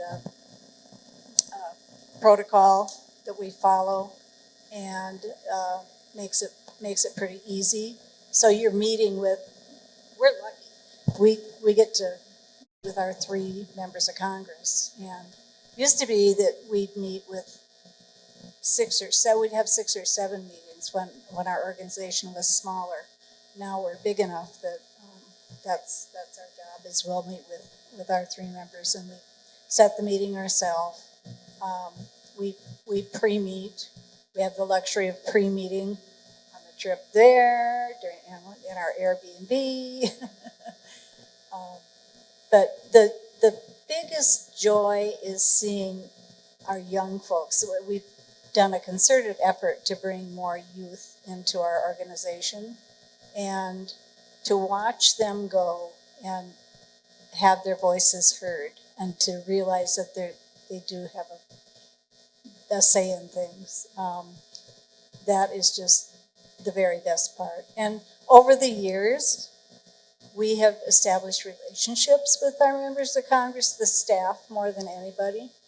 And we've actually had them call us a couple times and say, hey, what does your group think about this or that or the other thing? Or call when they were excited that they could deliver on one of our asks. So you feel like, yeah, I did make a difference. Hi, my one question is about the tourists that come into your areas. Do you find that they are more demanding of the companies being more environmentally action orientated or not? And if the tourists are not demanding more of that, are you then trying to educate them so that maybe they would be more advocates on your side to have companies be more environmentally protected? Sure, I'll jump in a little bit. Yeah, the Black Hills is a huge tourism region. Absolutely. We were especially, I think, a little caught off guard during COVID. A lot of people drove to the Black Hills. It was a fairly safe vacation, and our infrastructure got overran, and locals kind of pushed back. We felt like our trails were being overrun with tourists and things. So our local Visitors Bureau, Visit Rapid City, actually did what's called a destination stewardship plan. And stewardship was just another word for sustainability, but it was a little easier to digest. And so they've actually come out with a really great destination stewardship plan, and they're working on putting some of that into action. I do know some of the hotels and things have seen more of a demand for some more environmentally friendly accommodations, EV charging stations, that sort of thing. But it's not all of them. So there is some demand, but not everyone is demanding that. But we are seeing sort of a more holistic look at tourism in our region and how can we make it more environmentally friendly, more palatable for locals that cherish the Black Hills and don't want to lose what they love about our community. So yeah, that's been actually a really, I think, exciting and interesting partnership on the sustainability front, is getting them on board. They have a lot of say in our community, a lot of weight. So their stewardship plan is really great. It's available online. And interestingly, I'll just mention stewardship is also in my job title. I'm actually a sustainability and stewardship program manager. And that's just because people like the word stewardship. We can all feel good. So back to Mindy's point about how we communicate, stewardship is a popular word in the Black Hills. So. I'll just comment on a personal level as a citizen. There are some places in the Black Hills that for a long, long time only the locals knew about. And I can name about 3 or 4 of those. I drove by one last week in Spearfish Canyon. I drove by where you would park to get to this place. And for half a mile in either direction, there were cars lined up because now it's public and there's a parking. Devil's bathtub is what I'm talking about. So for a lot of us, tourism, yeah, I know people are making a living off of it, but there's no secret places anymore. I only told them one.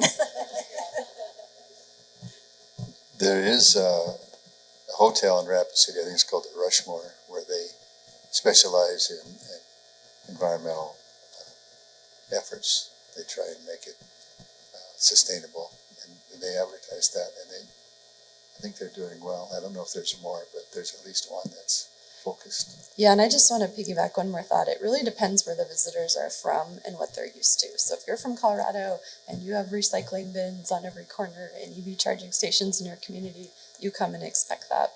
So it really kind of depends on people's frame of reference. So we're seeing some demand. I think it's driving some positive change in our community. It's growing, but. Hi. I was actually having a question about the reductions you were talking about for the greenhouse gases in Rapid City. And I was kind of wondering how long, if you had like an estimate, we could do to actually make a difference for the greenhouse gases and the footprint that we are leaving. If it's like in the next few years, or if we have a while left in that. And also if we can make any difference ourselves to helping that footprint. Yeah, very good questions. I don't have really scientific answers for you. So because Rapid City was new to this work, we did hire a consultant to help us with some of our planning efforts. And we're currently modeling, if we take these actions and we do them, what will that look like? So we're modeling what those reductions will be like between now and 2050. We're just working on that now, so I don't have the results. I don't have a good answer for you. You know, individually, we all make a little difference, but if we all do these things collectively, they can make a big difference. But I don't have good, actual data for you. When we finish our comprehensive climate action plan next year, I would have some graphs and data that would maybe actually help you visualize, if we do all these things, what does that actually look like? We're going to model sort of a practical approach if we do some things that are kind of realistic right now, and then what if we actually did all of these things and kind of see what the difference is. So maybe next year if we get invited back, I'll have an update for you. Could I comment on that just briefly too? Mindy talked about a book called Drawdown, where there's 100 different ways to reduce greenhouse gases. I used to give that book away to anybody that would take it. I didn't bring them with me, I'm sorry, but it's an excellent summary of all the different places where you can personally get involved and do things, some big, some small. But half of those I found out were related to agriculture. So there's a lot of potential there for climate reduction in agriculture. And the one that really surprised people was, I think, number 6 on the list as being most effective over the shortest period of time, the least cost, was to educate women. It was it's not necessarily here in Sioux Falls because women are educated here in Sioux Falls, but if you go to Africa, it's a big deal. So I would encourage you to investigate the organization Drawdown, and there's a couple of books now, and they have action committees too, and it's pretty worthwhile. There's another book called The Climate Action Handbook that is very easy to read. Each page has a graph or a picture and an action that you can take. I would highly recommend that one too, as well as Drawdown. And I would say one more thing, as far as actions, getting involved in like a coalition like this and finding something that you kind of calls to you, but policy, especially, we're seeing policy on the state level can make a difference too, policy on the federal level, but connecting with a coalition, and when there's something that can be done on the state level, you can start local, state, federal. Policy is going to really make the big drive towards emission reduction, especially a federal policy, because economists have all shown that a carbon fee and dividend, which is our big push, policy driven will make a difference. So you can always lend your voice to that. We have a question over here. I think we might be at time. One more question. All right. So you mentioned making a switch a bit from sustainability to stewardship in your language. Stewardship really can resonate with a lot of the faith communities. So I was wondering if you've intentionally reached out to faith communities in the Rapid City area, and could you speak to that? We sent out 83 to every single church in Rapid City. We sent out invitations to come and be a part of the coalition, or come and talk to us, or join, in whatever way they wanted to. And we've had a couple respond to that, and now are working with us. So yeah, we reached out in a big way with that. We didn't get a big response we were hoping for, but we did get a couple faith groups that came. Baby steps.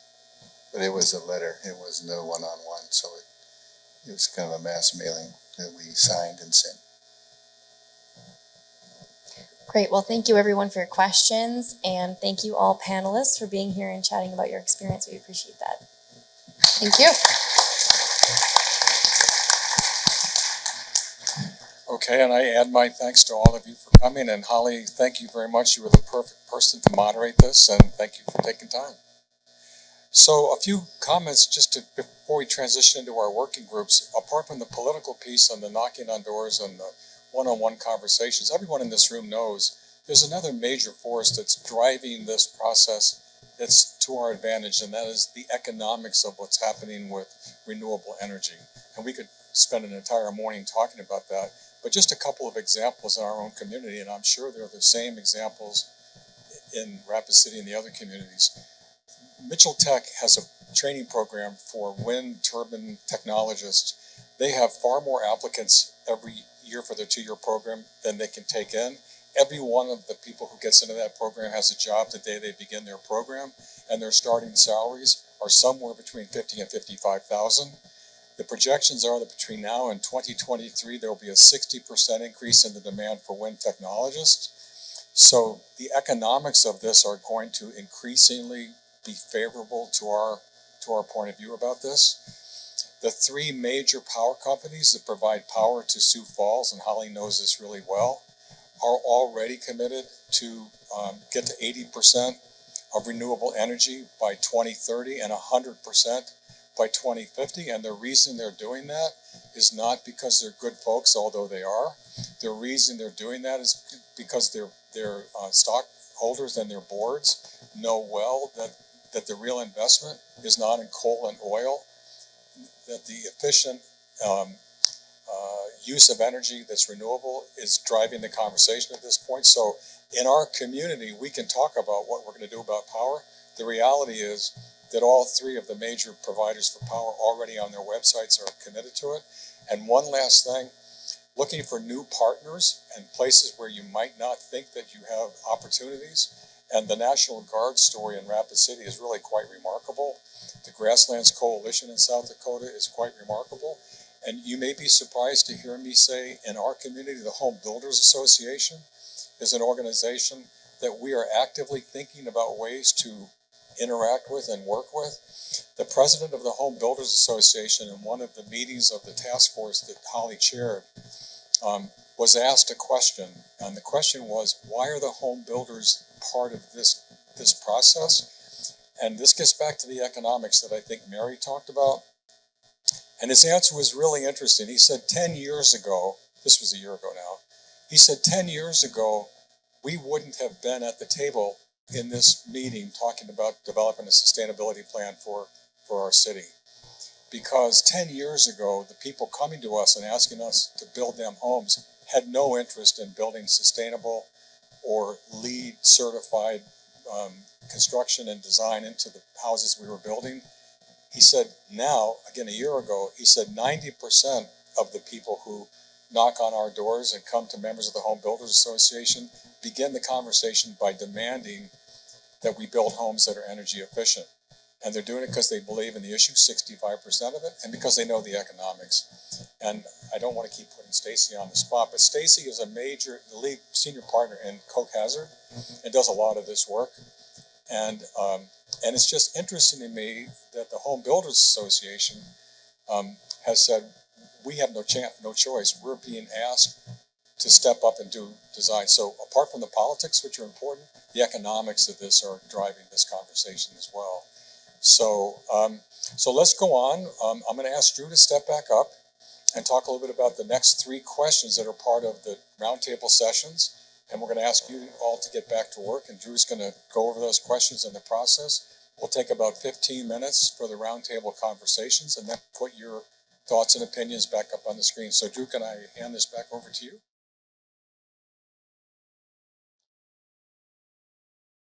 Yeah, so this will be the same survey that you all were using before. So if you still have it open from before, you can just reopen that. Maybe it needs to be reloaded.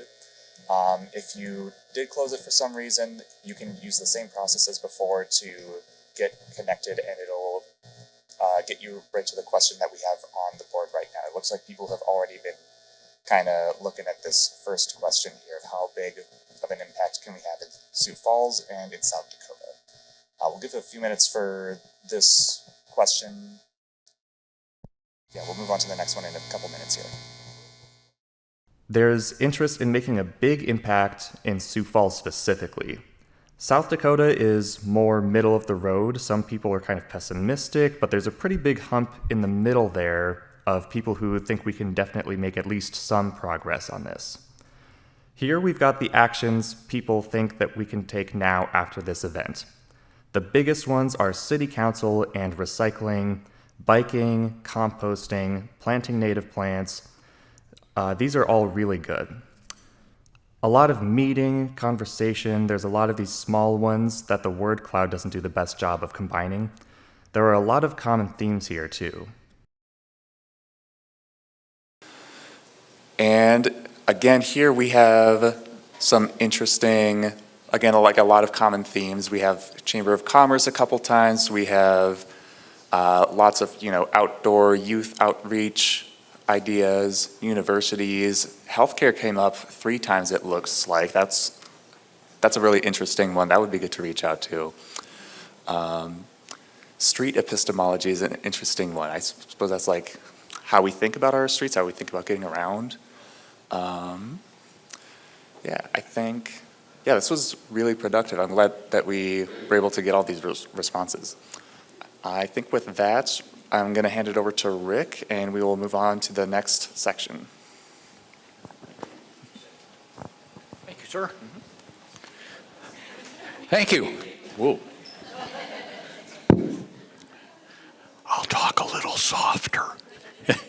but only a little.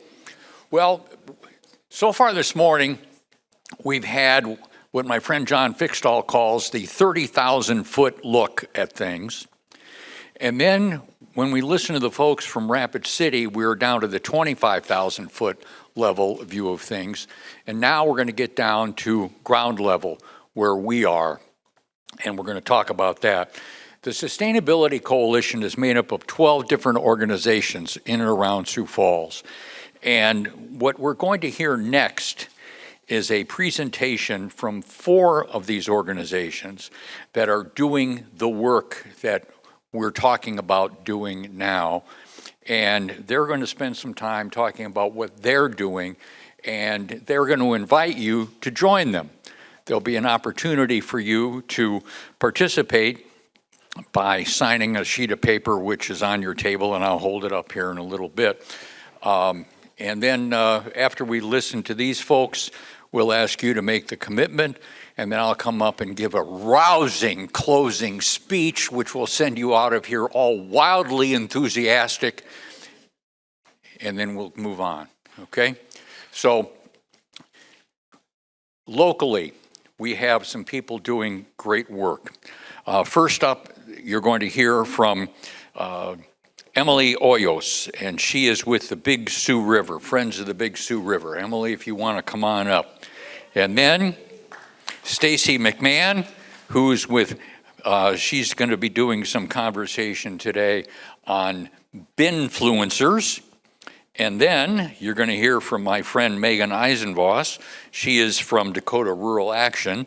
And then you're going to hear from my other friend, I have a couple actually, Jeff Smith, who is with Sodak 350. So if the 4 of you want to come on up here, and I'm going to hand the mic over to Emily first, and then they're going to pass it on, and please pay close attention, take notes, and figure out which one you might want to be involved in.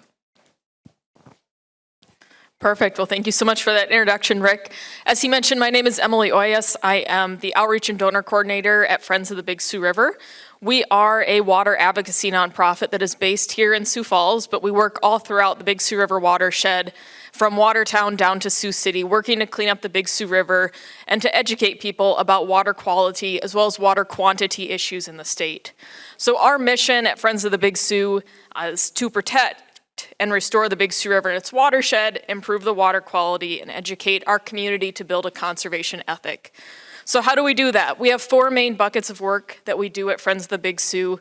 Number 1 being water quality monitoring. So throughout the summer months, we have 18 different sites that we test for, from Del Rapids down to Akron, Iowa, testing for total suspended solids, E. coli, and nitrates. And we just compiled all of our data for this summer. Our testing season wrapped up in September.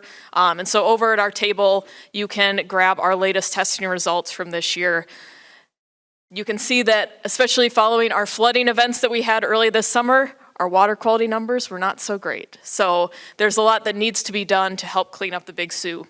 Another area of work that we focus on is education. So going into schools and community groups and talking with them about the Big Sioux River and ways that we can improve it and the issues that it faces. So that's a really big area of work and mainly what I do for my job with Friends of the Big Sioux. We also do public policy and advocacy work, so meeting with city and state officials to talk about water quality issues and hopefully to get laws passed around them.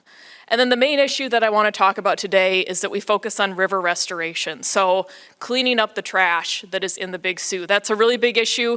Obviously we have contaminants such as nitrates and E. coli and whatnot, but another big issue is just the physical trash that is there.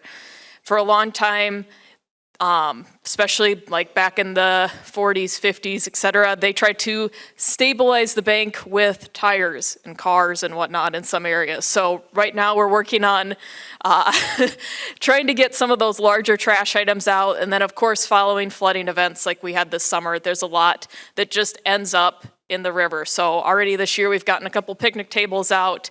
In the past we've had porta potties and bikes and shopping carts and of course hundreds, thousands of plastic bags and bottles, things that you'd expect to find and also things that you wouldn't expect to find, such as a blown up safe that the city has found in there. So you never know what you're going to find.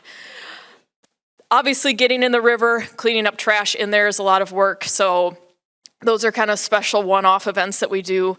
But next year especially, we're trying to get some more hands-on opportunities for folks to get directly involved with their local environment. So we're hoping to start a cleanup program that happens every Saturday, maybe every 2 Saturdays, and get volunteers who are willing to come out and just clean up the banks of the Big Sioux. We're not asking you to get in the water, just walk along the bike path, get together as a group for 1 hour or 2 hours every Saturday and help us to clean up our local areas. We obviously have a lot of wind here in South Dakota, so trash gets blown around pretty easily. So just helping to pick up the banks of the Big Sioux before it reaches the river.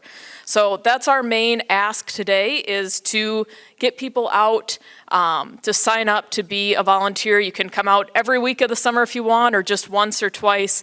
Doesn't matter to us. We're just happy to have you. We're also looking for 2 to 3 people who would be interested in kind of being a leader on those cleanups. So we've only got 2 staff members at our organization, so having volunteers who are willing to help lead some of those cleanups, so Travis and myself don't need to be there every single weekend, who are willing to hand out trash bags and make sure waivers are signed and everything. Not too big of a task, but someone who's willing to be a lead on some of those cleanup events. So that is our big ask today. I believe following our 4 panelists up here, we'll all be at our different posters, so you can come ask questions afterwards. And I'm happy to answer any questions that you have about the Big Sioux and our cleanup efforts. So thank you.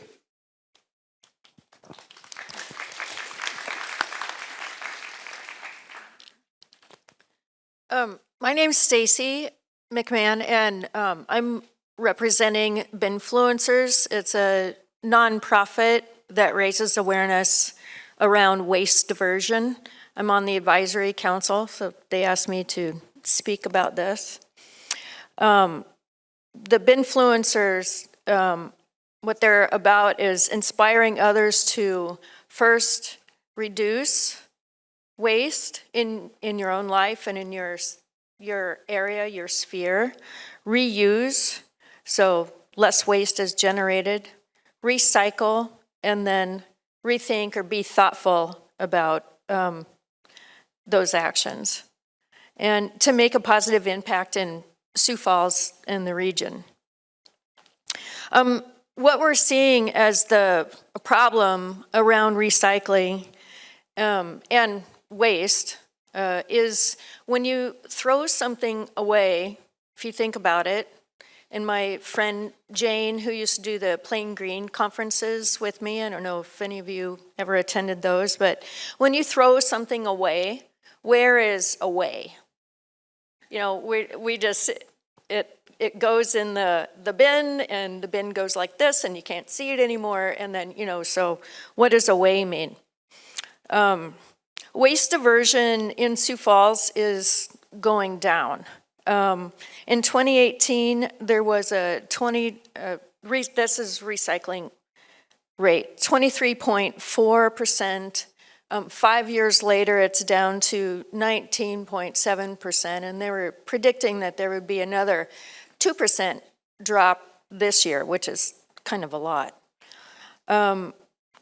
There are high waste locations, businesses in Sioux Falls that are not practicing recycling. And some, if you look around at businesses like, or organizations where people gather, for instance, in the back here, there's a trash that is paired with recycling. That's one indication that there is effort in that organization to recycle. It always has to be a pair, trash recycling, trash recycling.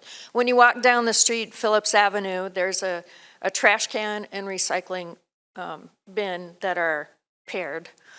The other indication, an important thing, is knowing what to put into what container, and seems to be a lot of confusion around that. So signage, like don't put in recycling, graphic signage, or do recycle these things. Those kinds of labeling, it's important. And what this leads to one of the things locally anyway, is that our landfill is filling up faster than was predicted. In general, we all, one important part of environmental stewardship is waste diversion. But in the example of the landfill, it's moving up from, it used to be 2082, and I believe it's on one of the sheets at the Binfluencer table, but it's been, in 5 years, it's moved up to 2072. So that's not a good sign, and is like the inverse proportion in some way to the recycling rate going down. Annually, there's 200,000 tons of municipal solid waste that goes into the landfill every year. And 90,000, so that's almost half, in construction waste. And to me, that kind of boggles my mind, because I'm an architect.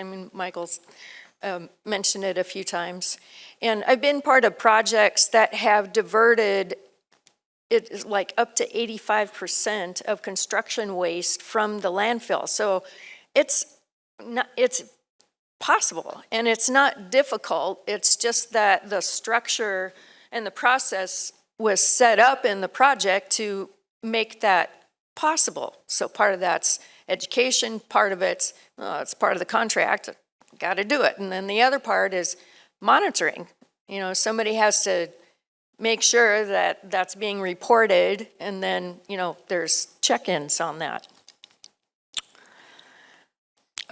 So one example of a high waste location not recycling, this is one of the big problem areas, is that multifamily housing there is a mandate that apartment complexes recycle, but it's not enforced. So there's the check-in part is missing. It used to be in place that the haulers would, do their reporting process, and maybe there was somebody from the city that said, hey, you have to continue providing recycling. But I have a colleague at the firm. We went out and toured Millennium Recycling, which was super educational. And when we were leaving the facility, she drove separately. We drove by their, they have bins out there where if you don't have recycling, you can take your recycling out there. So she was unloading all of these great big bins from her trunk to recycle. So that is an individual who cares about recycling and has to take these extra steps because reporting is not in place at apartment complexes to get, that requirement to carry through to the action. So this is a problem.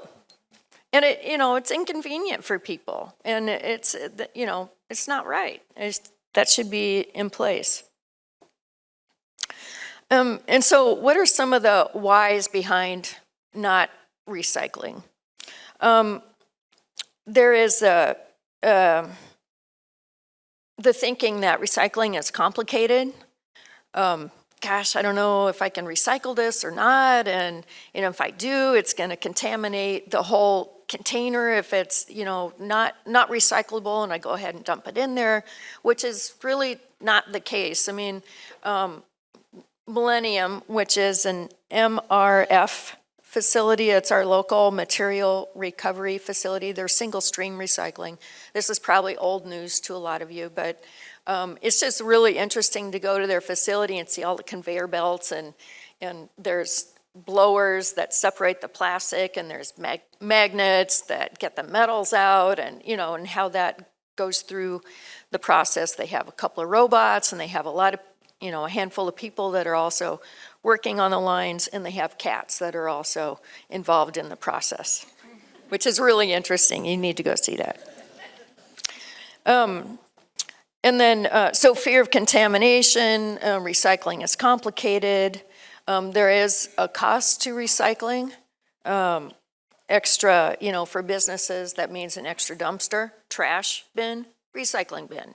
So you got to have a trash dumpster and a recycling dumpster. And that there's also the waste hauler subscription cost. So there is an added cost to that.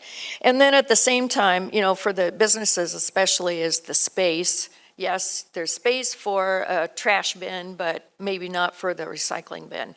And this is kind of, when we do our projects, we always make sure that there's room for both trash and recycling so that we don't shortcut that process. So how can you help? This is the action item for waste diversion in Sioux Falls. You can talk about it. So we all are purveyors of business, and you can just look around to see how are they doing with recycling. You may not see the back of house recycling, but in the public way, do they have trash recycling? Do they have signage that helps, educate people as they're putting things in the container? And then if you know the business manager or owner, you can have a conversation, and there's resources at the Binfluencer table to help with that, a handout to help with that conversation and questions. And then also there's an online survey that will help you with talking points. And then that same online survey, you can fill out a few lines and then submit it. And then that is one business visit. So by March 1st, the goal is to have 60 of these conversations with businesses. Like if we each had one conversation with a business and reported it, these are reported conversations, then they would meet their goal. So it's, shouldn't be that difficult. And then the report out will be on Earth Day, April 22. So some examples of businesses that are doing a great job of recycling are the co-op. So go to the co-op on 18th in Minnesota. Costco also does front of house, back of house process. Good job. All the libraries, pat those librarians on the back. And in general, residential or single family recycling in Sioux Falls is doing really well. So it's the commercial side, it's the business side, and then also the construction side, which is completely frustrating. Just one more thing about Millennium, that the residual, so all of the stuff that goes into the single stream recycling at Millennium, there's a 5% fallout rate residual, which goes to the landfill. And that's a really, really good rate. So we have a real gem in Sioux Falls where the national average is 25%. So it's an education thing on the supply side, and then on the fix-it side to take advantage of that. And one more fact that when you recycle, not if, when you recycle, don't recycle with bags because those get thrown out. This is a change that's been made in the last few years at this particular facility especially. The robots pick those up and they put them in the trash. So no bags with recycling except for shredded paper, and those should be clear bags. So that's all I'm going to say about that, and we can have table talk. Yeah, Binfluencer. Woo! I'm going to stand because I've been sitting for a while. If you need to jiggle around, I know it's been a long morning. But morning, folks. My name is Megan Eisenvoss. I'm an organizer with Dakota Rural Action. And I want to say thank you so much to all of you for being here, for choosing to be here together on such a beautiful fall day. And it is really beautiful. So for just a moment, let's imagine that instead of the gathering space of Our Savior's Lutheran, let's pretend we're together at Good Earth State Park. And we're enjoying the sounds of the birds, the leaves, the fall cool air, and we're going for walks around on the park. And so let's say, Linda, as you're walking down this path, you step on a tack. And it's startling, shocking at first. What is this tack? You can move your foot around a little bit so you don't feel this tack on every step. So you carry on until you see Betty there along the river, and you come up and stand next to Betty, and you admire the water, and you say, oh, this great egret, how beautiful, it stands with such pride. And Betty, you know, I wish I could stand with such pride, but I can't get this tack out of my foot. You have a tack in your foot? What, Julie, come here. Look at this egret. Isn't it wonderful, beautiful? Do you have a tack in your foot? Well, you know, I thought I was going crazy, but I also feel something in my foot. But why would there be a tack here? I don't understand. Who put these tacks here? Who put these tacks here? Unless you all talk to each other, you don't feel this. You think this pain in your foot is unique to you. You don't realize that we all have these pains that we're feeling, these struggles, these annoyances. And then in isolation, it's harder to see that there are systems in place that put those tacks there that we have to face every day. When we're in isolation, we don't see how the pieces fit together. But when we're organized, we see that we as a people have more in common than the powers that be want us to see.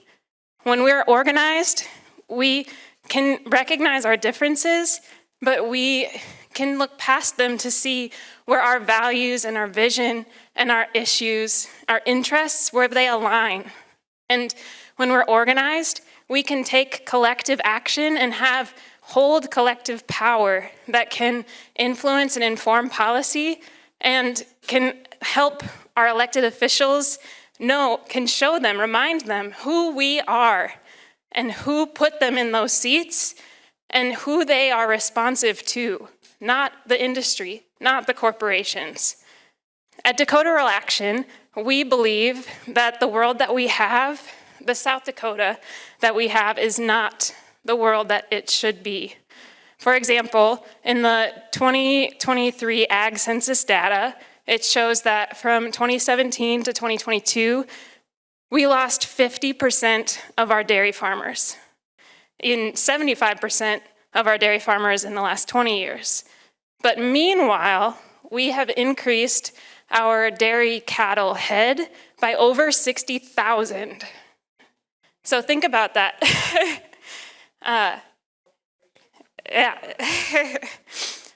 Additionally, nationally, our farmers that are 65 years and older outnumber our farmers 35 and under by 6 to 1.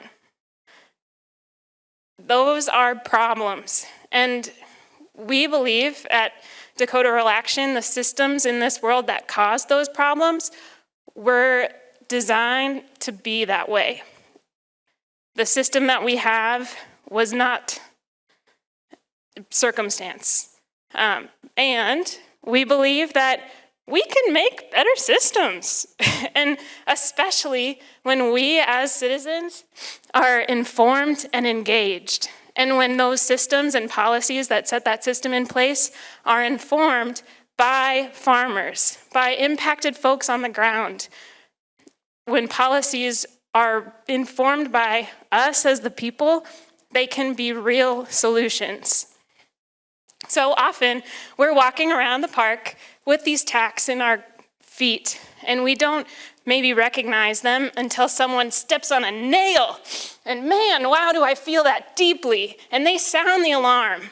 And so if we aren't an organized people feeling that tack, that person with the nail is left to protect themselves alone.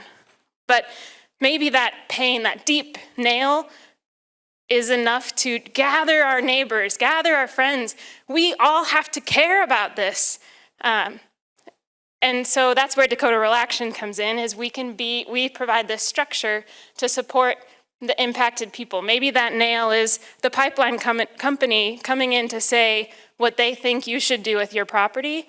Maybe that nail is the E. coli infection that you got from stepping in your creek, running past the giant manure lagoon down the road. Maybe that nail is the notice in the newspaper that says there's a 12,000 head dairy going to be built 5 miles down or half a mile down the road. When you feel that nail, we as Dakota Rural Action can help support impacted people and give a structure for how you can involve your neighbors and get involved on the local level. And so that is kind of how our structure operates. I want to talk about the Inflation Reduction Act. So it was mentioned earlier, transformational policy that is one-of-a-kind investment into our infrastructure to reduce emissions. I'm a big fan. However, there are a lot of private companies that were organized and positioned to take advantage of those policies and are twisting those policies to have their own private benefits for false solutions. And so I encourage you all to look past the information that's readily available to find real solutions. A lot of these false solutions are bad bandages at best and ticking time bombs at worst. So farmers are the most directly impacted by climate change, and the farmers that are doing the work of building our soils, regenerating our earth, building grasslands, and they're doing the carbon capture already. And a lot of these incentive programs, the farmers that are already doing regenerative practices can't participate because there's not climate mitigated or emissions mitigated. They're already doing too well. So it's the worst polluters that are benefiting the most from these policies. So kind of how CCL helps give a structure for people to be involved. Federally, Dakota Rural Action, we have systems and structures for you to take place on the county level, the state level, and the federal level. And so most importantly, it takes all of us. So I encourage you to scan the QR code, join our membership. We're member-driven. We show up where our members want us to. And most importantly, as an engaged and informed citizenship, we need to show up on November 5th. This is the election of our time, and I have a lot of information at my table about some different issues on the ballot. But number one, November 5th, everyone please vote and be informed and engaged, and I really appreciate you being here. Thank you.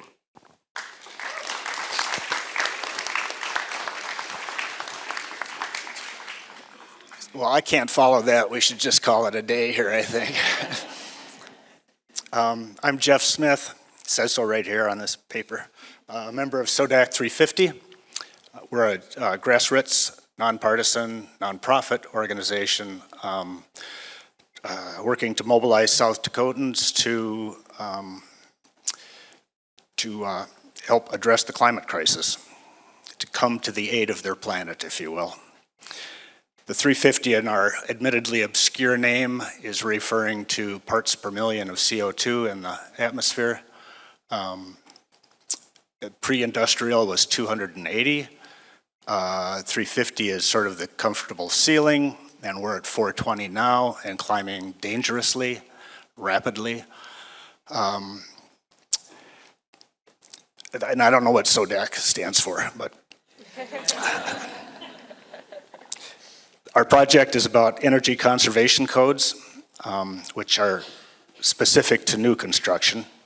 It's estimated that energy consumption can be reduced by about 1/3 if we simply cut out the waste. And that's 1/3 of the battle in reducing CO2 emissions. There's all sorts of ways that we can do that on a personal level, could and should. Homes, our lifestyles, drive-throughs in particular drive me crazy.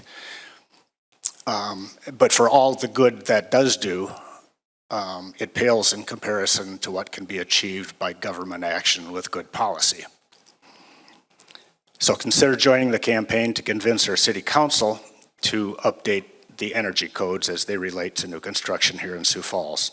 And that could be anything from an online petition, which has been mentioned here, testifying at city council meetings, and they're a receptive lot. It's not a daunting experience.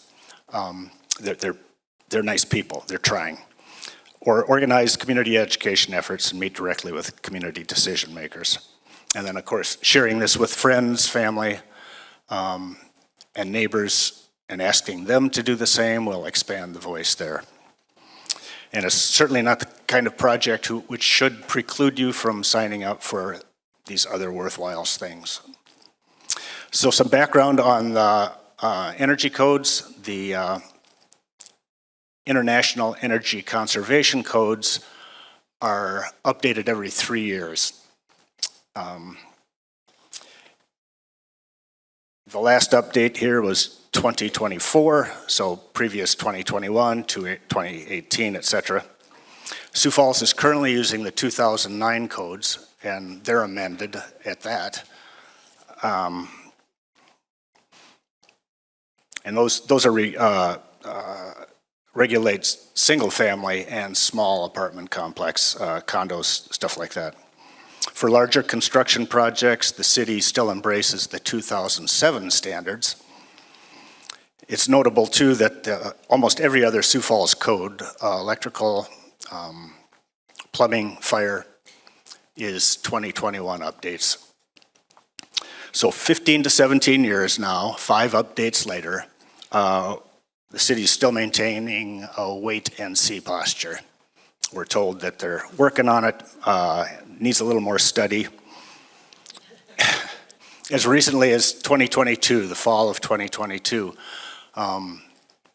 Sioux Falls was the recipient of a Pacific Northwest National Laboratories study specific to Sioux Falls on what it would mean to go from 2009 to 2018 codes. It was a no-brainer as far as PNNL was concerned, 23% energy savings for the average newly constructed single-family dwelling. And that relates to $619 savings every year. It cash flows the first year, and then the homeowner enjoys a life cycle cost savings of $13,000. All of that for $3,200 in additional construction costs. And we're being told by homeowners or Home Builders Association that every penny counts and people just can't afford that.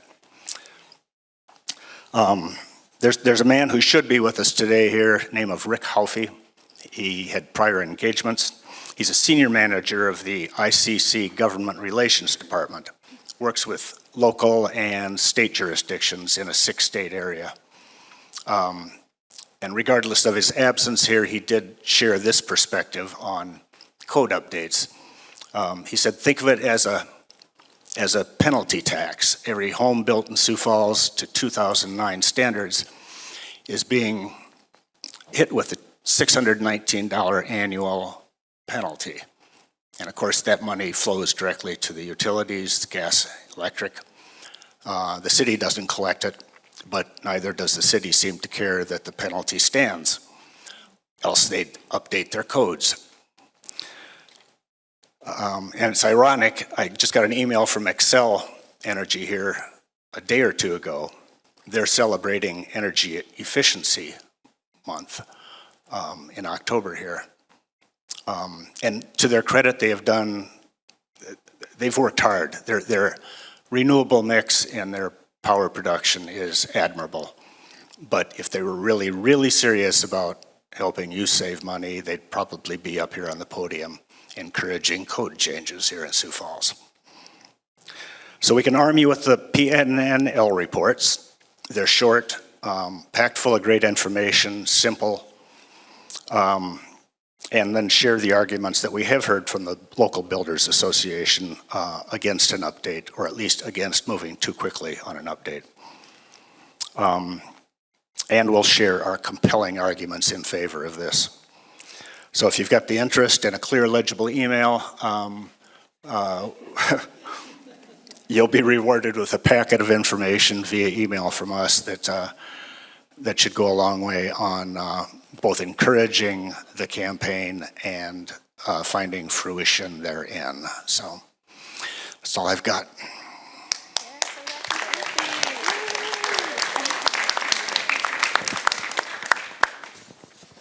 Can I have the microphone back? Thank you. It's still on. Okay, thank you very much. Appreciate it. You may step down if you choose. Well, we have 4 interesting opportunities for participation in active work in Sioux Falls, South Dakota, and in our immediate area. On your table is a sign-up sheet. What I'm hoping for is that each one of you will sign up for something. Some of you may sign up for all 4. Have fun. But I'm hopeful that each one of you will sign up for one item. And the group, the organization that you sign up with, they have promised me that within 96 hours, you'll have contact from them to get started and make a difference. Now, it's time for, let me see here, we have small group discussions choosing a project. So that's what we're going to go into now. And then we've got some Mentimeter stuff. And are you doing the Mentimeter stuff? Of course you are. Or are we doing, oh, we're not doing Mentimeter. Okay, so just sign up for stuff. And then in a couple of minutes, we're going to do the thank you very much. We've had a wonderful time. And Godspeed and all that stuff. So just take a couple minutes and I'll come back up here and we'll close it out. Thank you. This morning has been interesting for me. It's nice to hear about things going on at the regional level, and it's nice to know about things going on in our backyard. Rapid City is our backyard, and I know Sioux Falls is your backyard too. I understand how that goes. And it's nice to know we've got things going on right here in Sioux Falls, South Dakota. That's all good news. I'm going to talk politics, and I'm not going to get political. I'm an independent, so that really gets me going in a different direction from most people. We're about 2 weeks and a couple of days away from a national election that is profound in its impact. Equally profound in its impact is the local elections that are going on. We're electing county commissioners, we're electing legislators this time around. Those people at that level have, in my opinion, a much more profound impact on our daily existence on the planet than anything that happens in Washington, D.C.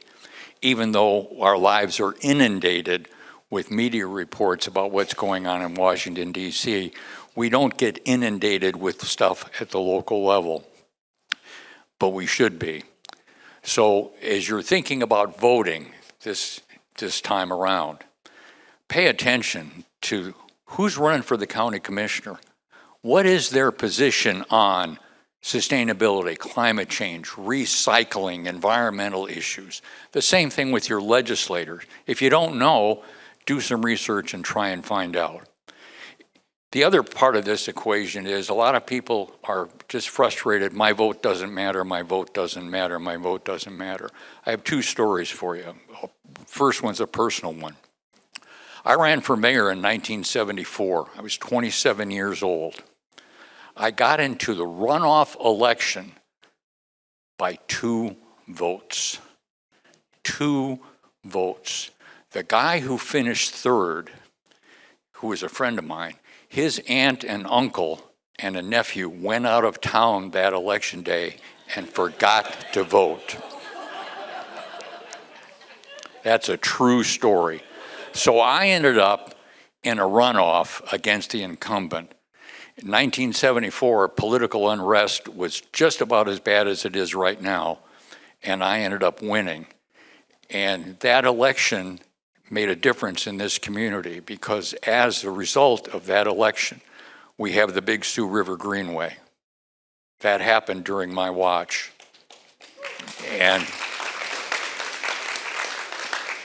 I know I'm not supposed to brag, but I just want to point out how important local elections are. We also started recycling long before it was fashionable. The Western Mall newspapers. That was our first effort back in the 70s, and that was a big deal. So local elections matter.